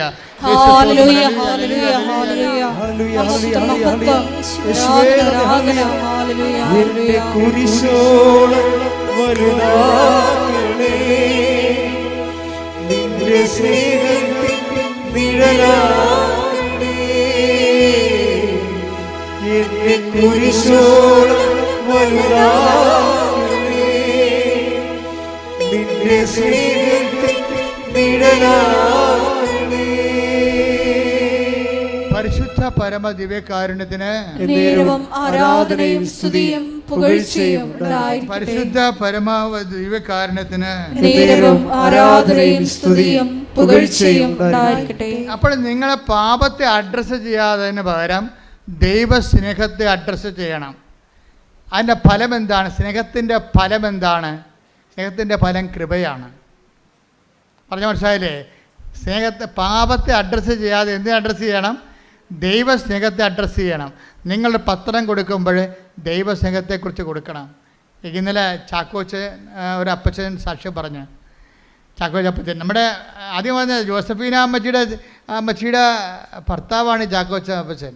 അപ്പം അപ്പച്ചന് മരിച്ചുപോയ ആളാണ്. 4 അറ്റാക്ക് വന്ന് മരിച്ചുപോയി. മരിച്ചുപോയപ്പോൾ അമ്മ കിടന്ന് കാറി. അമ്മ പണ്ട് 2019 ഉടമ്പടി എടുത്ത ആളാണ്. അപ്പം അമ്മ പറയണേ, കർത്താവ് അമ്മേ 2 കൊല്ലം കോവിഡായിട്ട് വരാൻ ഒത്തില്ല. പിന്നെ എനിക്ക് തോന്നി നിനക്ക് എന്നോട് സ്നേഹമില്ലെന്ന്. അതിനൊക്കെ മറുപടി വേണം ഇപ്പോൾ പറഞ്ഞുകൊണ്ടിരിക്കുന്ന പരിശുദ്ധാത്മാവ്. കേട്ടില്ലേ? അമ്മ 2 കൊല്ലം 2019 ഞാൻ ഉടമ്പടി എടുത്തതാണ്. പിന്നെ 2 കൊല്ലം കോവിഡായ എനിക്ക് വരാൻ ഒത്തില്ല. അപ്പോൾ എനിക്ക് എൻ്റെ വയസ്സ് 60ആയി. അപ്പോൾ ഞാൻ ഓർത്തിന് 60 വയസ്സുകാർക്ക് പുതുക്കി കിട്ടത്തില്ലെന്ന് ഓർത്തുകൊണ്ട് ഞാൻ പിന്നെ ഉടമ്പടി ഉപേക്ഷിച്ചു. എൻ്റെ തിരി തീർന്ന്, എൻ്റെ ഉപ്പ് തീർന്ന്, എൻ്റെ അകപ്പാടെ ഉള്ളത് എൻ്റെ കാശുരൂപം മാത്രം. അമ്മേ, ഈ ഉടമ്പടി ഇപ്പോഴും നിലനിൽക്കുന്നുണ്ടെങ്കിൽ, ഈ കാശുരൂപത്തിൽ ഇപ്പോഴും നിൻ്റെ ശക്തി ഉണ്ടെങ്കിൽ എൻ്റെ മരിച്ചുപോയ ഭർത്താവ് തിരിച്ചു വരണം. അപ്പോൾ ഡോക്ടർ പറഞ്ഞ് തിരിച്ചു വരത്തില്ല, മരിച്ചുപോയി. എല്ലാ ഡോക്ടർമാരും വന്ന് പൾസെടുത്ത് പോകുന്നു, എന്നിട്ട് മരിച്ചുപോയി എന്ന് പറഞ്ഞു. അപ്പോഴേ ഇവൾ പറയും മരിച്ചിട്ടില്ല, അമ്മയുടെ ഞാൻ ഉടമ്പടി എടുത്തതാണെന്ന് പറയുമ്പോൾ 10 മിനിറ്റ് കഴിഞ്ഞ് അപ്പം കണ്ണു തുറക്കും. ഹല്ലേലൂയ ഹല്ലേലൂയ ഹല്ലേലൂയ. പരിശുദ്ധ പരമദിവ്യകാരുണ്യത്തിന് നേരവും ആരാധനയും സ്തുതിയും പുകഴ്ചയും ഉണ്ടായിരിക്കട്ടെ. എന്നിട്ട് ഈ അപ്പം പറഞ്ഞൊരു വാക്കുണ്ട്. അങ്ങനെ പറഞ്ഞ അടിപൊളി വർത്തമാനാണ്. പണ്ട് ഞാൻ ഒരു പണി ചെയ്യായിരുന്നു. ഞാൻ കോവിഡ് കാലത്തൊക്കെ ഇവിടെ വരുമായിരുന്നു. കോവിഡ് കാലത്ത് ആരും ഇവിടെ വന്നില്ലല്ലോ. വന്നിട്ടുണ്ടായിരുന്നു, ഒത്തിരി ആൾക്കാർ വന്ന് വാതിക്കൽ നിന്ന് മാതാവേ എന്ന് വിളിച്ചിട്ട് പോകും. അത് വലിയൊരു കാഴ്ചയായിരുന്നു, സഹിക്കാനാവാത്തൊരു കാഴ്ചയായിരുന്നു. അമ്മേ എന്നൊക്കെ വിളിച്ചിട്ട് പോകും. അവിടെ ആ ഗേറ്റ് പൂട്ടിക്കിടന്ന ഗേറ്റൊക്കെ കണ്ടുകൊണ്ട് പോലീസൊക്കെ ഇവിടെ നിൽക്കുകയായിരുന്നു. ആരോടാണ് ഞങ്ങൾ സംസാരിക്കണത്? അവരെ അറസ്റ്റ് ചെയ്യാൻ വേണ്ടി. അത്രയും മോശമായപ്പെട്ടൊരു കാലം ഉണ്ടായിരുന്നു. അപ്പോൾ അമ്മേ എന്നവിടെ വിളിക്കും.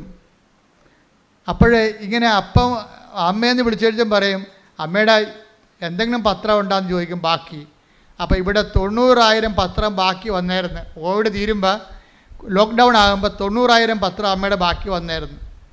എന്നിട്ട് ഈ കോവിഡ് കാലത്ത് ഓരോരുത്തരും വന്നിട്ട് ഈ പത്രം വാങ്ങിച്ചുകൊണ്ട് പോകും. അവരെന്തെല്ലാം ചെയ്തെന്ന് നമുക്കറിയത്തില്ല. കാര്യം അമ്മയുടെ കൈയാണ് കാലാണെന്നും പറഞ്ഞാണ് ജനം ഇത് അനുഭവിച്ചത്. ഈ കാലഘട്ടങ്ങളിലെല്ലാം അവർക്കെല്ലാം അത് ശരിയായി തീരുകയും ചെയ്തിട്ടുണ്ട്. അപ്പോഴെന്താ, അമ്മയുടെ പത്രം വാങ്ങിച്ചുകൊണ്ട് പോയിട്ട് ഈ അപ്പം കുന്നംകുളത്തുകാരനാണ്, അർണാട്ട് എരുമപ്പെട്ടിക്കാരനാണ്. അപ്പോൾ ഈ അപ്പൻ എന്താ ചെയ്യണമെന്ന് വെച്ച് കഴിഞ്ഞാൽ ഈ പത്രം ഈ കോവിഡ് കാലത്ത് കൊണ്ട് നടന്ന് കാണുന്നവർക്കെല്ലാം പത്രം കൊടുക്കും. പിന്നെ അത് തീരുമ്പോൾ അടുത്ത മാസം വന്ന് കുറേ പത്രം മേടിച്ചുകൊണ്ട് പോകും. അമ്മയാണ് ഉടമ്പടി എടുത്തത്, അപ്പനാണ് ജോലി ചെയ്യണത്. എന്നിട്ട് ഈ അപ്പൻ അമ്മയോട് പറയും, അമ്മേ വെയിലത്ത് കൊണ്ട് പത്രം കൊണ്ട് അടയ്ക്കണേ, കോവിഡ് കാലത്ത് പത്രം കൊണ്ട് അടയ്ക്കുമ്പോൾ അപ്പൻ അമ്മയോട് പറയും, ആരോട്? പരിശുദ്ധ അമ്മയോട് പറയും, അമ്മേ നിൻ്റെ ജോലിയാണ് ഞാൻ ചെയ്യണത്, നിന്നെയും ചുമന്നുകൊണ്ട് നടക്കുകയാണ്, ഈ ചുമട്ടുകൂലിയെങ്കിലും തരണേ. തമാശ പറയണതാണ്. കാര്യം അവർക്കൊക്കെ സംസാരിക്കാനുള്ള സ്വാതന്ത്ര്യമുണ്ട്. ദൈവത്തിൻ്റെ സ്നേഹത്തിൻ്റെ ഒരു ഗുണവതാണ്. ദൈവത്തിൻ്റെ സ്നേഹം നമ്മളോട് തെമ്മാടിത്തരം ദൈവത്തോട് പറയാൻ നമുക്ക് ഒരു സ്വാതന്ത്ര്യം കിട്ടും. ഞാൻ കുറേ അമ്മയോട് അങ്ങനെയൊക്കെ പറയുന്ന ആളാണ്. എൻ്റെ മുമ്പിൽ ഒരു യോഗ്യതയുമില്ല വന്ന്, എൻ്റെ പൗരോഹിത്യത്തിൻ്റെ യോഗ്യതയല്ലേ ഉള്ളൂ എനിക്ക്. പിന്നെ ഞാൻ ചെയ്ത സുവിശേഷ വേല അത് എന്നേക്കാൾ ചെയ്ത എത്രയോ പേരുണ്ട്. അപ്പോൾ എന്നിട്ട് എന്തുകൊണ്ടാണ് ഈ കൃപാസന ആൾക്കാരെ വന്ന് സമയഘടികാരം കാണിച്ചത് എന്നൊരു വല്ലാത്തൊരു സ്നേഹം തോന്നിയിട്ടില്ലേ? അപ്പോൾ ആ ഒരു സ്വാതന്ത്ര്യം നമുക്കുണ്ട്. ആ സ്വാതന്ത്ര്യം എടുത്തിട്ടാണ് ഞാൻ നിങ്ങളുടെ ചില കാര്യങ്ങൾ സെറ്റ് ചെയ്യണത്. അപ്പോഴേ ഈ അപ്പൻ എന്താ പറയണം, അമ്മേ ഞാൻ നിന്നെയും ചുവന്നുകൊണ്ട് വെയിലത്ത് നടക്കുകയാണ്, ഈ ചുമട്ടുകൂലിയെങ്കിലും തരണേ. പക്ഷേ പുള്ളിക്കാരൻ തമാശന് പറഞ്ഞതാണ്. പക്ഷേ പുള്ളിക്കാരത്തി അത് കാര്യമായിട്ട് എടുത്ത്.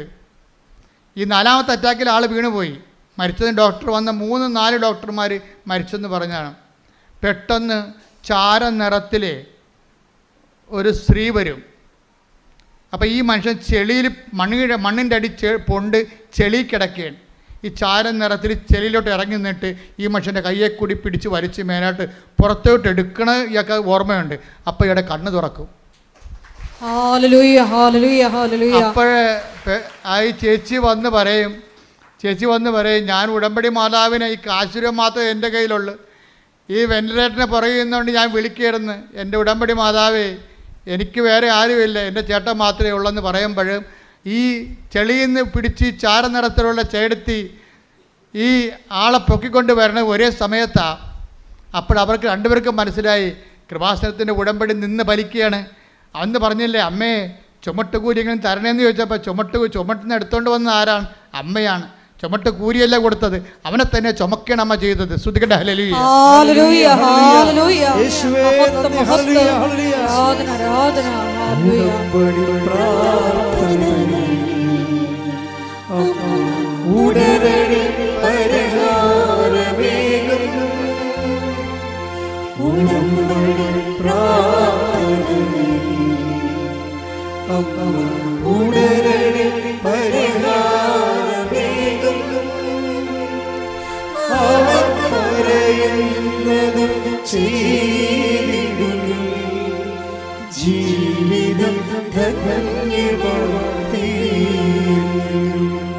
പരിശുദ്ധ പരമദിവ്യകാരുണ്യത്തിന് ആരാധനയും സ്തുതിയും പുകഴ്ചയും. ചാക്കോപ്പച്ചൻ പറയുന്ന സാക്ഷ്യം ഞങ്ങൾ ഇന്ന് അപ്പ് ചെയ്യും കേട്ടോ, നിങ്ങളത് കേൾക്കണം. ഭയങ്കര സാക്ഷ്യമാണ്. അമ്മച്ചി പല രീതിയിൽ പറയുന്നുണ്ടെങ്കിലും അപ്പൻ്റെ സാക്ഷ്യം ഭയങ്കര ഇടിച്ചു മുഴക്കി നിൽക്കണം. അമ്മയുടെയും കൊള്ളാം, നമുക്ക് വേറെ ചില അനുഭവങ്ങളുണ്ട്, അതുകൊണ്ടാണ് അവരാദ്യം പറയണത്. പക്ഷേ എന്ത് സംഭവിച്ചാൽ അപ്പം പറഞ്ഞ വേറൊരു കാര്യമുണ്ട്. ഞാൻ ഈ കോവിഡ് കാലത്തും അല്ലാത്ത കാലത്തുമൊക്കെ എവിടെയെങ്കിലും കൃപാസനം പത്രം ഏതെങ്കിലും പള്ളിയിലോ അല്ലെങ്കിൽ പൊതുസ്ഥലത്തോ ഇരിക്കണ കണ്ട ഞാൻ എൻ്റെ അമ്മയെന്നും പറഞ്ഞ് എടുത്തുകൊണ്ട് പോകുമെന്ന് പോയിട്ട് ഞാൻ എല്ലാവർക്കും കൊടുക്കും. എന്നിട്ട് ഞാൻ അവരെക്കുറിച്ച് അമ്മയെക്കുറിച്ച് പറയും അവരോട്. എൻ്റെ മക്കളെ അത് എപ്പോഴും ഇന്നലെ ഒരു യൂത്ത് ഇവിടെ സാക്ഷ്യം പറഞ്ഞ്, അതായത് എൻ്റെ ഒരു സ്ഥിരം പരിപാടി എന്ന് പറയണത് ആരെ കണ്ടാലും ഞാൻ അമ്മയെക്കുറിച്ച് പറയും, ദൈവത്തെക്കുറിച്ച് പറയും. ഞാൻ ബസ്സിൽ വെച്ച് കണ്ടാലും എനിക്ക് തോന്നും ദൈവത്തെക്കുറിച്ച് അവരോട് പറയണമെന്ന് തോന്നും, ഇത് ശരിക്കും പറഞ്ഞാൽ നിങ്ങൾ ഓർക്കുക, അതായത് നിങ്ങൾക്ക് അങ്ങനെ ആരെ കണ്ടാലും ദൈവത്തെക്കുറിച്ച് പറയണം അല്ലെങ്കിൽ ദൈവത്തിൻ്റെ അടയാളങ്ങളെക്കുറിച്ച് പറയണം എന്ന് തോന്നിയാൽ അതിൻ്റെ അർത്ഥം എന്താണെന്നറിയാവോ? നിങ്ങൾ അനുഗ്രഹത്തിൻ്റെ കാലം കഴിഞ്ഞു എന്നതിൻ്റെ അർത്ഥം. പിന്നെ എന്താ കാലം? നിങ്ങൾക്ക് കൃപയുടെ കാലം തുടങ്ങി. കൃപ വരുമ്പോഴാണ് മറ്റുള്ളവരോട് ദൈവത്തെക്കുറിച്ച് പറയാൻ തോന്നണതെന്നാണ് ബൈബിൾ പറയണത്. Take the word of God. ശ്രുതികട ഹല്ലേലൂയ. 14:26 ശ്രുതികട ഹല്ലേലൂയ. നടപടി പുസ്തകം 14:26. നാഥാ നീ മതിയെനിക്ക്, നിൻ കൃപ മതിയെനിക്ക്. നാഥാ നീ മതിയെനിക്ക്, നിൻ കൃപ മതിയെനിക്ക്. ഈ മരുയാത്രയിൽ തിരുകൃപ മതി.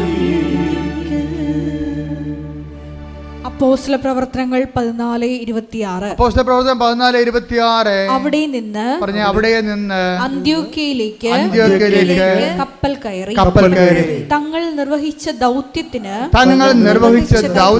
ആവശ്യമായിരുന്ന ദൈവകൃപയ്ക്ക് അവർ ഭരമേൽപ്പിക്കപ്പെട്ടത് അവിടെ വെച്ചാണല്ലോ. അപ്പോൾ അവരെ ഏൽപ്പിച്ച ദൗത്യം എന്ന് പറയുന്നത് എന്താണ്? ക്രിസ്തുവിനെ കൈമാറുന്നതാണ്. ഒരാൾ ആ ക്രിസ്തുവിനെ കൈമാറുന്നതിന് എന്താ നമുക്ക് വേണ്ടത്? അനുഗ്രഹമല്ല വേണ്ടത്, അത് ഫിസിക്കൽ ഫേവേഴ്സാണ്. നമ്മുടെ ബോഡിക്ക് മാത്രമേ ഉപകരിക്കാൻ പറ്റത്തുള്ളൂ. ക്രിസ്തുവിനെ കൈമാറ്റാൻ വേണ്ട ദൈവശക്തിയാണ് വേണ്ടത്. അതിനെന്ത് വേണം? ദൈവസ്നേഹവും ദൈവശക്തിയും. കാര്യം ദൈവശക്തി ഉണ്ടാകത്തില്ല പെട്ടെന്ന്.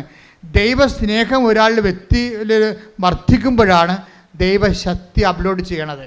അതെപ്പോഴും ഓർത്തേക്കണം. അപ്പോൾ നിങ്ങൾ ലക്ഷ്യം വെക്കേണ്ടത് എന്തിനാണ്? ദൈവസ്നേഹത്തിനാണ് ലക്ഷ്യം വെക്കേണ്ടത്. എന്ത് ചെയ്താലും ഏത് ദൗത്യം ചെയ്താലും കർത്താവേ നിൻ്റെ സ്നേഹത്തെ നിറയാൻ ഇത് ഉപാധിയാക്കണമെന്ന് പ്രാർത്ഥിക്കണം. കർത്താവേ നിന്റെ സ്നേഹത്തിൽ നിറയാൻ എന്റെ ഉടമ്പടി പ്രവർത്തനങ്ങളെ നീ ഉപാധിയാക്കിക്കൊണ്ട് നിന്റെ സ്നേഹത്താൽ നിറഞ്ഞുകൊണ്ട് നിന്റെ കൃപയുടെ പ്രയോക്താക്കളാക്കാൻ എന്നെ അനുഗ്രഹിക്കണമേ. അപ്പൊ കൃപ ദൈവത്തിനെ കൈമാറാൻ തുടങ്ങുമ്പോ ഇപ്പൊ നിങ്ങൾക്ക് ഒരു പത്രം കൊടുക്കാൻ സന്തോഷം തോന്നിയാൽ അപ്പോൾ ഓർക്കുക ദൈവകൃപയിലേക്ക് നിങ്ങൾ പ്രവേശിച്ചെന്ന്. മനസ്സിലായില്ലേ?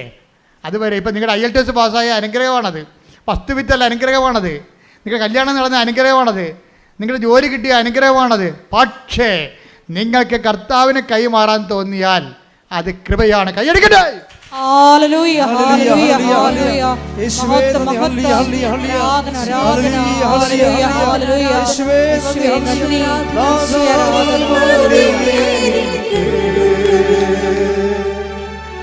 നിൻ കൃപ മതി നാഥാ നീ മതി നിൻ കൃപ മതി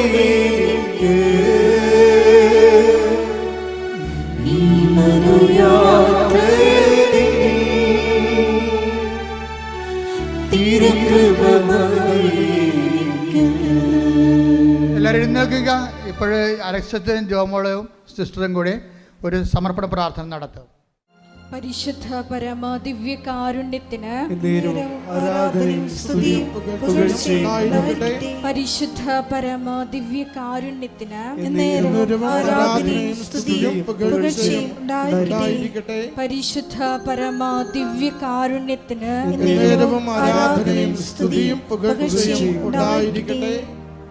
ദിവ്യകാരുണ്യനാഥ, സാക്ഷ്യങ്ങളിലൂടെ ഞങ്ങളോട് സംസാരിച്ച ദൈവസ്നേഹത്തിന് ഞങ്ങൾ നന്ദി പറയുന്നു. മരിയൻ ഉടമ്പടി അത് നമ്മൾ ഓരോരുത്തരും ദൈവത്തോട് ചെയ്യുന്ന വലിയ വാഗ്ദാനമാണ്.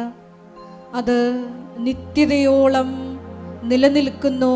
കാരണം അതിൻ്റെ മറ്റൊരു കക്ഷി ദൈവമാണെന്നുള്ള വലിയ ബോധ്യം ഞങ്ങൾക്ക് നൽകിയതിന് നന്ദി പറയുന്നു.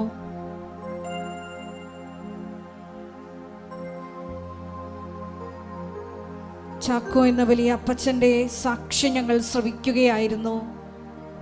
2019 വിശ്വസ്തതാപൂർവം ചെയ്ത മരിയൻ ഉടമ്പടിയുടെ പ്രതിഫലനങ്ങൾ വർഷങ്ങൾക്കിപ്പുറം 4ാമത്തെ ഹാർട്ട് അറ്റാക്കിൽ ജീവൻ തിരിച്ചു കൊടുത്തുകൊണ്ടാണ് ദൈവമാതാവ് ആ മകനോട് കരുണ കാണിച്ചത്.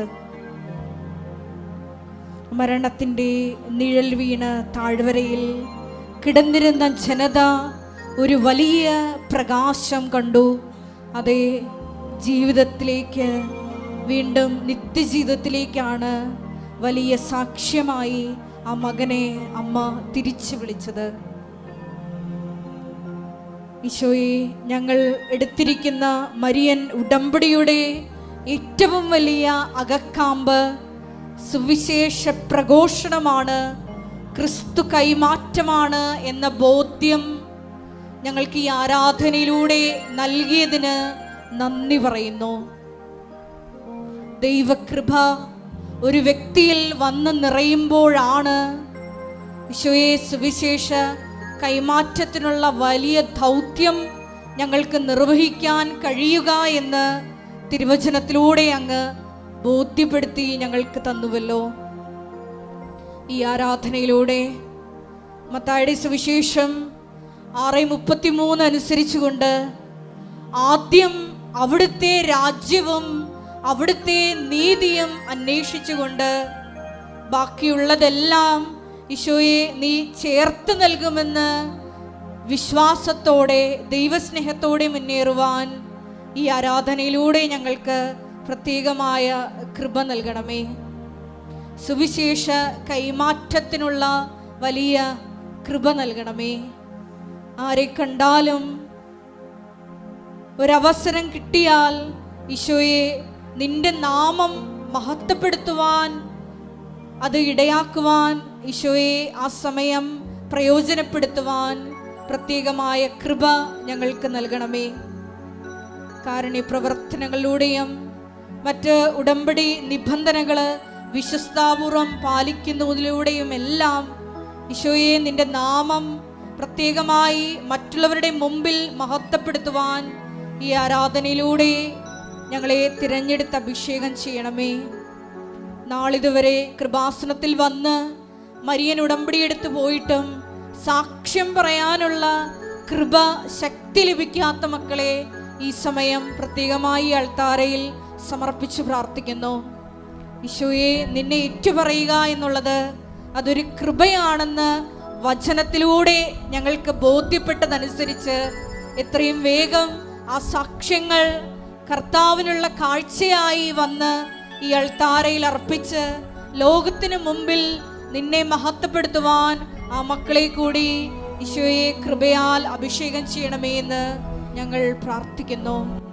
ഓരോ നിമിഷവും മരിയൻ ഉടമ്പടിയിൽ വിശ്വസ്താപൂർവം മുന്നേറിക്കൊണ്ട് നിന്റെ നാമത്തെ മഹത്വപ്പെടുത്തി ജീവിക്കുവാൻ ഒരിക്കൽ കൂടി ഞങ്ങളെ അഭിഷേകം ചെയ്യണമേ എന്ന് പ്രാർത്ഥിച്ചുകൊണ്ട് നമുക്ക് ഇരുകരങ്ങൾ ഉയർത്തി സ്തുതിക്കാം. ഹല്ലേലൂയ, മഹത്വം, മഹത്വം, ആരാധന, ഹല്ലേലൂയ, ഹല്ലേലൂയ, ആരാധന, മഹത്വം, മഹത്വം, ആരാധന, ആരാധന, ഹല്ലേലൂയ, ഹല്ലേലൂയ. ഓ ദിവ്യകാരുണ്യനാഥ, ഉടമ്പടിയുടെ ലക്ഷ്യം ഉടമ്പടി മാത്രമെന്ന ആരാധനയിലൂടെ അവിടുന്ന് ഞങ്ങളെ എന്നറിയിച്ചുവല്ലോ. അവിടുത്തെ ഉടമ്പടിയെ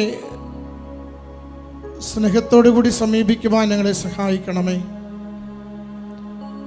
പരിശുദ്ധ കൃപാസന മാതാവിൻ്റെ തിരുസന്നിധിയിൽ ആഗ്രഹത്തോടും ശരണത്തോടും ഞങ്ങൾ അണയുമ്പോൾ അങ്ങയെ കൈമാറുവാനുള്ള ശക്തിയും സ്നേഹവും ഞങ്ങളിൽ നിറയ്ക്കുവാൻ അവിടുന്ന് തിരുവുള്ളമാകണമേ. ഞങ്ങളുടെ സ്വാർത്ഥതകളെ, വെറുപ്പുകളെ, കലഹങ്ങളെ, അഹന്തയെ കുറയ്ക്കുന്നതിന് ഞങ്ങളെ അവിടുന്ന് സഹായിക്കണമേ. ഈശോയെ, അവിടുത്തെ കരുണ, അവിടുത്തെ സ്നേഹം, അവിടുത്തെ സമാധാനം, അവിടുത്തെ ക്ഷമ, സഹനം ഞങ്ങളുടെ ജീവിതത്തിൽ ശീലിക്കുവാൻ ഞങ്ങളെ ഇവിടുന്ന് പഠിപ്പിക്കണമേ.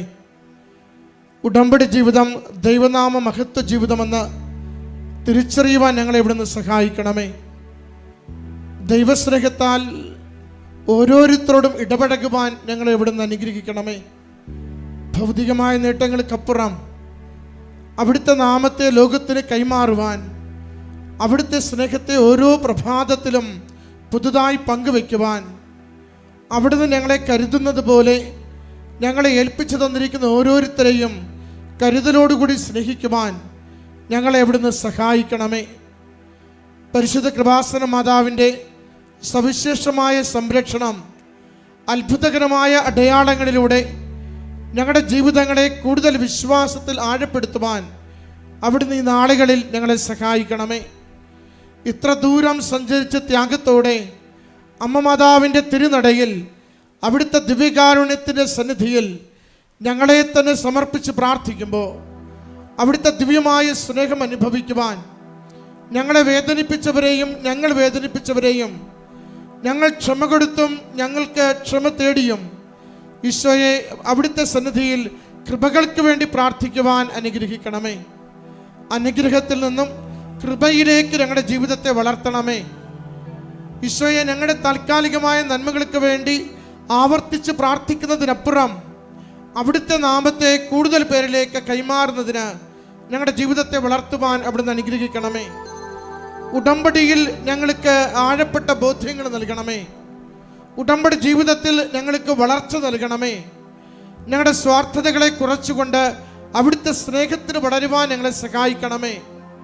അമ്മ മാതാവേ, ദൈവേഷ്ടത്തിന് കീഴ്വഴങ്ങിക്കൊണ്ട് ദൈവിക പദ്ധതിയോട് പൂർണ്ണമായി ചേർന്ന് നിന്നുകൊണ്ട് രക്ഷാകര ദൗത്യം പൂർത്തീകരിക്കുന്നതിന് തിരുക്കുമാരനെ സജ്ജമാക്കിയതുപോലെ ഈ കാലത്തിൽ, ഈ ലോകത്തിൽ ദൈവനാമത്തെ മഹത്വപ്പെടുത്തിക്കൊണ്ട് സുവിശേഷവൽക്കരണത്തിന് പങ്കാളികളാകുവാൻ ഞങ്ങൾ ഓരോരുത്തരെയും പ്രത്യേകമാവിധം സഹായിക്കണമേ. ഉടമ്പടി ജീവിതത്തിൽ അവിടുത്തെ നാമത്തെ പ്രകീർത്തിച്ചുകൊണ്ട് അവിടുത്തെ അടയാളങ്ങളെ സാക്ഷ്യപ്പെടുത്തിക്കൊണ്ട് ഞങ്ങൾ കൈമാറുന്ന അവിടുത്തെ വചനത്തിൻ്റെ, അവിടുത്തെ സ്നേഹത്തിൻ്റെ, അവിടുത്തെ ശക്തമായ ഇടപെടലുകളുടെ കൃപാസനം പത്രം അത് ദൈവസ്നേഹത്തോടുകൂടി കൈമാറുവാൻ ഞങ്ങളെ സഹായിക്കണമേ. കൃപയുടെ ഉപകരണങ്ങളായി ഞങ്ങളെ മാറ്റുവാൻ അവിടുന്ന് സഹായിക്കണമേ. ഈശോനാഥ, ഞങ്ങളായിരിക്കുന്ന അവസ്ഥകളെ, ഞങ്ങളുടെ എല്ലാ മരണത്തിൻ്റെ മേഖലകളെ, പാപത്തിൻ്റെ മേഖലകളെ അവിടുന്ന് അറിയുന്നുവല്ലോ. അവിടുത്തെ സ്നേഹത്താൽ പാപത്തെ വെറുത്തുപേക്ഷിക്കുവാൻ ഞങ്ങളെ അവിടുന്ന് ശക്തിപ്പെടുത്തണമേ. അവിടുത്തെ കൃപ കൊണ്ട് ഞങ്ങളുടെ ജീവിതങ്ങളെ നിറയ്ക്കണമേ. സമാധാനത്താൽ നയിക്കണമേ. സ്നേഹത്താൽ പ്രത്യാശയോടുകൂടി ഏത് വലിയ പ്രശ്നത്തിനും അടിയുറച്ചെങ്കിൽ ശരണപ്പെട്ട് ജീവിക്കുവാൻ ഞങ്ങളെ അവിടുന്ന് സഹായിക്കണമേ. ഓരോ സങ്കടത്തെയും ഏറ്റെടുക്കണമേ. ഓരോ കണ്ണീരിനെയും ഏറ്റെടുക്കണമേ. എല്ലാ തകർച്ചകളെയും ഏറ്റെടുക്കണമേ. അവിടുത്തോട് ചേർന്ന് സഹിക്കുവാൻ ശക്തി നൽകിക്കൊണ്ട് അവിടുത്തെ കൃപ സ്വീകരിക്കുവാൻ ഞങ്ങളെ സഹായിക്കണമേ. ഞങ്ങളുടെ എല്ലാ ക്ലേശങ്ങളിലും, ഞങ്ങളുടെ എല്ലാ ദുഃഖങ്ങളിലും ഈശോയെ അവിടുത്തെ നാമം മഹത്വപ്പെടട്ടെ. ഞങ്ങൾ ഇല്ലാതായാലും മരണപ്പെട്ടാലും അവിടുത്തെ നാമം മഹത്വപ്പെടട്ടെ. അങ്ങയ്ക്ക് വേണ്ടി ഓരോ നിമിഷം ജീവിക്കുവാൻ ഞങ്ങളെ അവിടുന്ന് സഹായിക്കണമേ. പ്രയോജനരഹിതരായ ദാസന്മാരെ പോലെ ഉത്തരവാദിത്തങ്ങൾ നിർവഹിച്ചുകൊണ്ട് ദൈവനാമത്തെ പ്രകീർത്തിക്കുന്നതിന് വേണ്ടി ഈ ഉടമ്പടി ജീവിതം ഉപയോഗിക്കുവാൻ ഞങ്ങളെ ഇവിടുന്ന് സഹായിക്കണമേ. ഈശോയെ, ഈ നിമിഷങ്ങളിൽ ഞങ്ങളുടെ ആത്മശരീരങ്ങളിലൂടെ, മനസ്സുകളിലൂടെ കടന്നു പോകുന്ന ഓരോ നിയോഗത്തിന്റെ മേലും, ഞങ്ങൾ ആഗ്രഹിച്ച് പ്രാർത്ഥിക്കുന്ന എല്ലാ അപേക്ഷകളുടെ മേലും അവിടുത്തെ ആശീർവാദത്തിന്റെ വലതുകരം വിരിക്കണമേ. ഈശോയെ, അവിടുത്തെ സ്നേഹിക്കുവാൻ ഞങ്ങളെ സഹായിക്കണമേ. ഈശോയെ, അവിടുത്തെ കൃപ നിറയും വിധം അവിടുത്തെ ശക്തി നിറയുവാൻ അവിടുന്ന് സഹായിക്കണമേ. ഈശോയെ, അവിടുത്തെ കൈമാറുന്നതിന്, അവിടുത്തെ കുറിച്ച് സംസാരിക്കുന്നതിന് ഞങ്ങളുടെ അധരങ്ങളെ അവിടുന്ന് ശക്തിപ്പെടുത്തണമേ. ഞങ്ങളുടെ ഹൃദയത്തിൽ അവിടുത്തെ വചനം നൽകി സഹായിക്കണമേ. അവിടുത്തെ ദിവ്യ സ്നേഹത്താൽ ഞങ്ങളെ നിറയ്ക്കണമേ. ഒരുമിച്ച് അവിടുത്തെ നാമത്തെ മഹത്വപ്പെടുത്തി സ്തുതിച്ച് പ്രാർത്ഥിക്കുന്നു. ഹല്ലേലൂയ. യേശുവേ, സ്തുതി കർത്താവേ, ആരാധന മഹത്വം കർത്താവേ, നന്ദി കർത്താവേ, സ്തുതി കർത്താവേ. അവിടുത്തെ നാമത്തിന് മഹത്വം കർത്താവേ, അവിടുത്തെ കൃപയാൽ നിറയ്ക്കണമേ കർത്താവേ. ഹല്ലേലൂയ. സ്തുതി കർത്താവേ, ആരാധന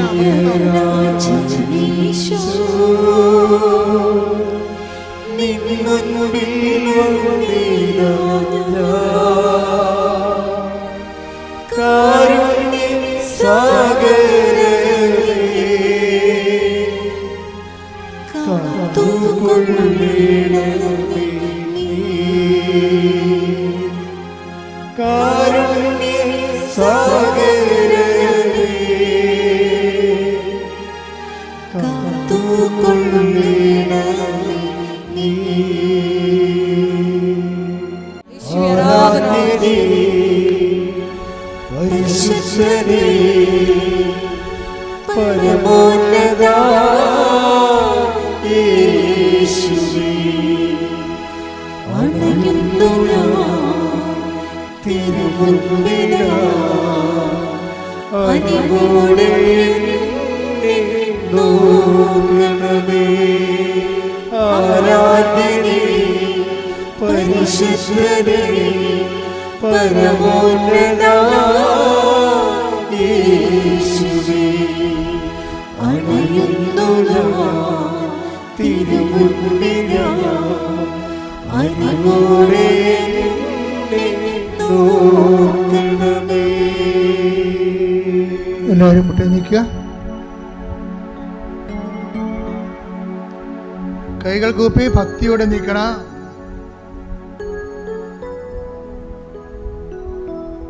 വലിയ അഭിഷേകം കൊണ്ട് കർത്താവ് നിങ്ങൾ നിറക്കുന്ന സമയമാണ്. നിങ്ങളുടെ രോഗങ്ങൾ അതെന്ത് തന്നെയായാലും കർത്താവ് ഏറ്റെടുക്കുന്ന സമയമാണ്. നിങ്ങളുടെ ഹൃദയഭാരങ്ങൾ നിങ്ങൾക്കെല്ലാവർക്കും കർത്താവിൻ്റെ അടുത്താരെ കയറി ഉശിരോടെ സാക്ഷ്യം പറയാൻ പറ്റുന്ന ഒരു ദിവസം സമ്മാനമായി ദൈവം നിങ്ങൾക്ക് തരും. നമുക്ക് സന്തോഷത്തോടെ അമ്മയുടെ മാധ്യസ്ഥത്തിന് നമ്മളതിനെ സമർപ്പിക്കാം. കർത്താവേ, നിൻ്റെ വിശുദ്ധ പൗരോഹിത്യത്തെ മഹത്വപ്പെടുത്തണമെന്ന് പ്രാർത്ഥിക്കുന്നു. കർത്താവേ, സഭയിലുള്ള സാന്നിധ്യം പ്രകടമാക്കണമെന്ന് പ്രാർത്ഥിക്കുന്നു. കർത്താവേ, ശ്രുതികയുടെ മക്കളെ എന്റെ കർത്താവിന്റെ ഉന്നതമായ നാമത്തില് കർത്താവിന്റെ ഓരോ മക്കൾക്കും വേണ്ടി പ്രാർത്ഥിക്കുന്നു. കർത്താവേ, നിന്റെ തിരുമുറ വാർന്ന് വലത് കരം ആണിപ്പെടുത്താറുന്ന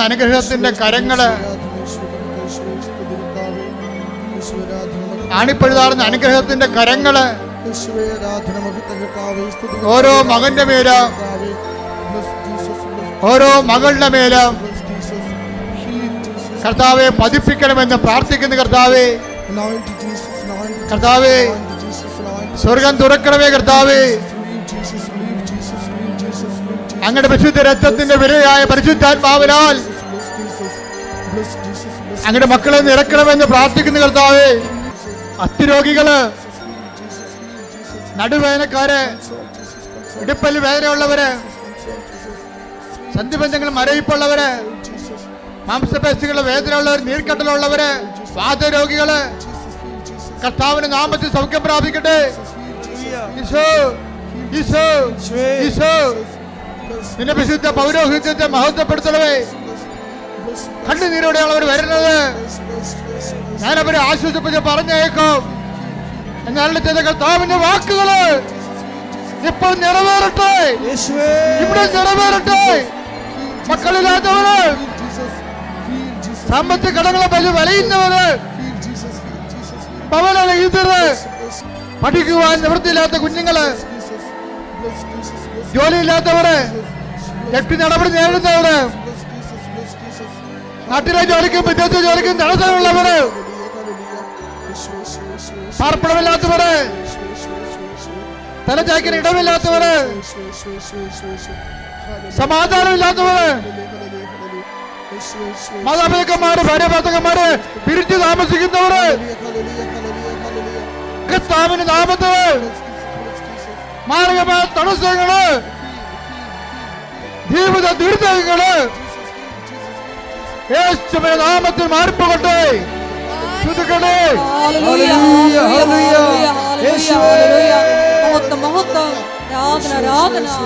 ആരോഗ്യം സുഖപ്പെട്ടുകൊണ്ട് നിങ്ങളുടെ നാമത്തെ ആരാധനയിലൂടെ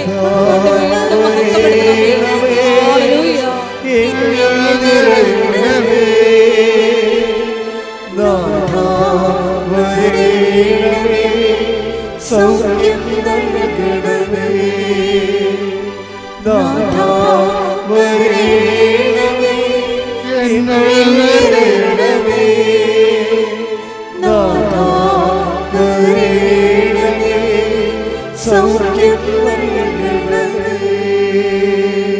എൻ്റെ മക്കൾ മൗനമായിട്ട് കർത്താവിനെ നിന്റെ ജീവിതത്തിൻ്റെ അവസ്ഥകളെ ഈശോയെ ഏൽപ്പിച്ച് പരിശുദ്ധ അമ്മയുടെ മാധ്യസ്ഥത്തില്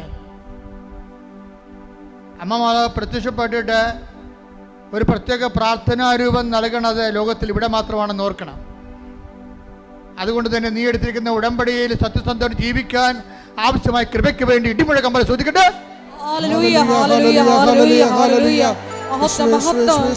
അധിക കൃപ നൽകണമേ.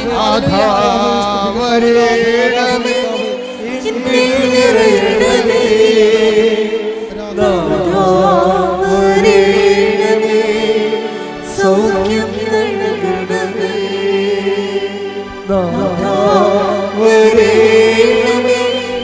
എന്നിൽ നിറയണമേ.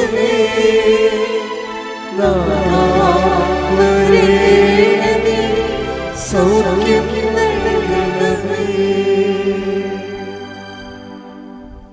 എല്ലാവരും വീണ്ടും നിങ്ങളുടെ ഉടമ്പടിയുടെ അവശേഷിക്കുന്ന വിശേഷങ്ങൾ പരിശുദ്ധയുടെ മാധ്യസ്ഥത ദിവ്യകാരുണ്യത്തിൽ സമർപ്പിക്കുന്ന ദൈവികമായ നിമിഷമാണ്.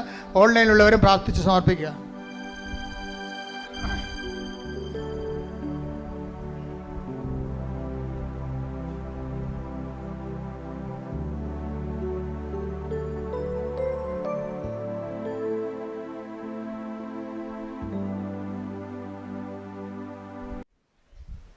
ഒരിക്കൽ കൂടി മരിയനോട് ഉടമ്പടിയിൽ സമർപ്പിച്ചിരിക്കുന്ന എല്ലാ വിഷയങ്ങളും ദൈവമാതാവിൻ്റെ മധ്യസ്ഥയിൽ ദിവ്യകാരുണ്യ സന്നിധിയിൽ സമർപ്പിച്ച് ഒരു നിമിഷം നമുക്ക് മൗനമായിട്ട് പ്രാർത്ഥിക്കാം. ഈശോയെ, ക്രിസ്തു കൈമാറ്റത്തിന്, ഈശോയെ ലോകത്തിന് കൊടുക്കുവാൻ പരിശുദ്ധ അമ്മയെ പോലെ ഞങ്ങളെയും ഈശോയെ തിരഞ്ഞെടുക്കണമേ, തിരഞ്ഞെടുത്ത് അഭിഷേകം ചെയ്യണമേ എന്ന് പ്രാർത്ഥിച്ചുകൊണ്ട് ശിരസ്സ് നമിച്ച് നമുക്ക് ദിവ്യകാരുണ്യനാഥൻ്റെ ആശീർവാദം സ്വീകരിക്കാം.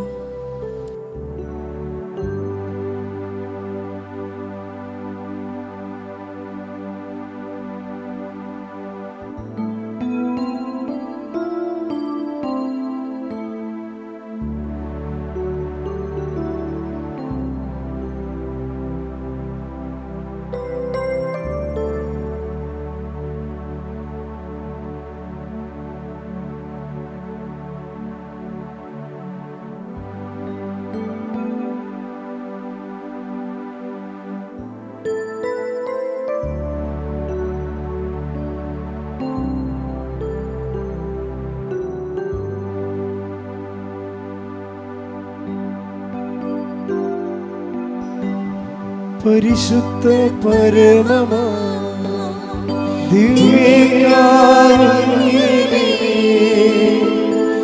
എന്നുമെന്നും അങ്ങേക്ക് ആരാധന. പരിശുദ്ധ പരമമാ ദിവ്യകാരുണ്യമേ, എന്നുമെന്നും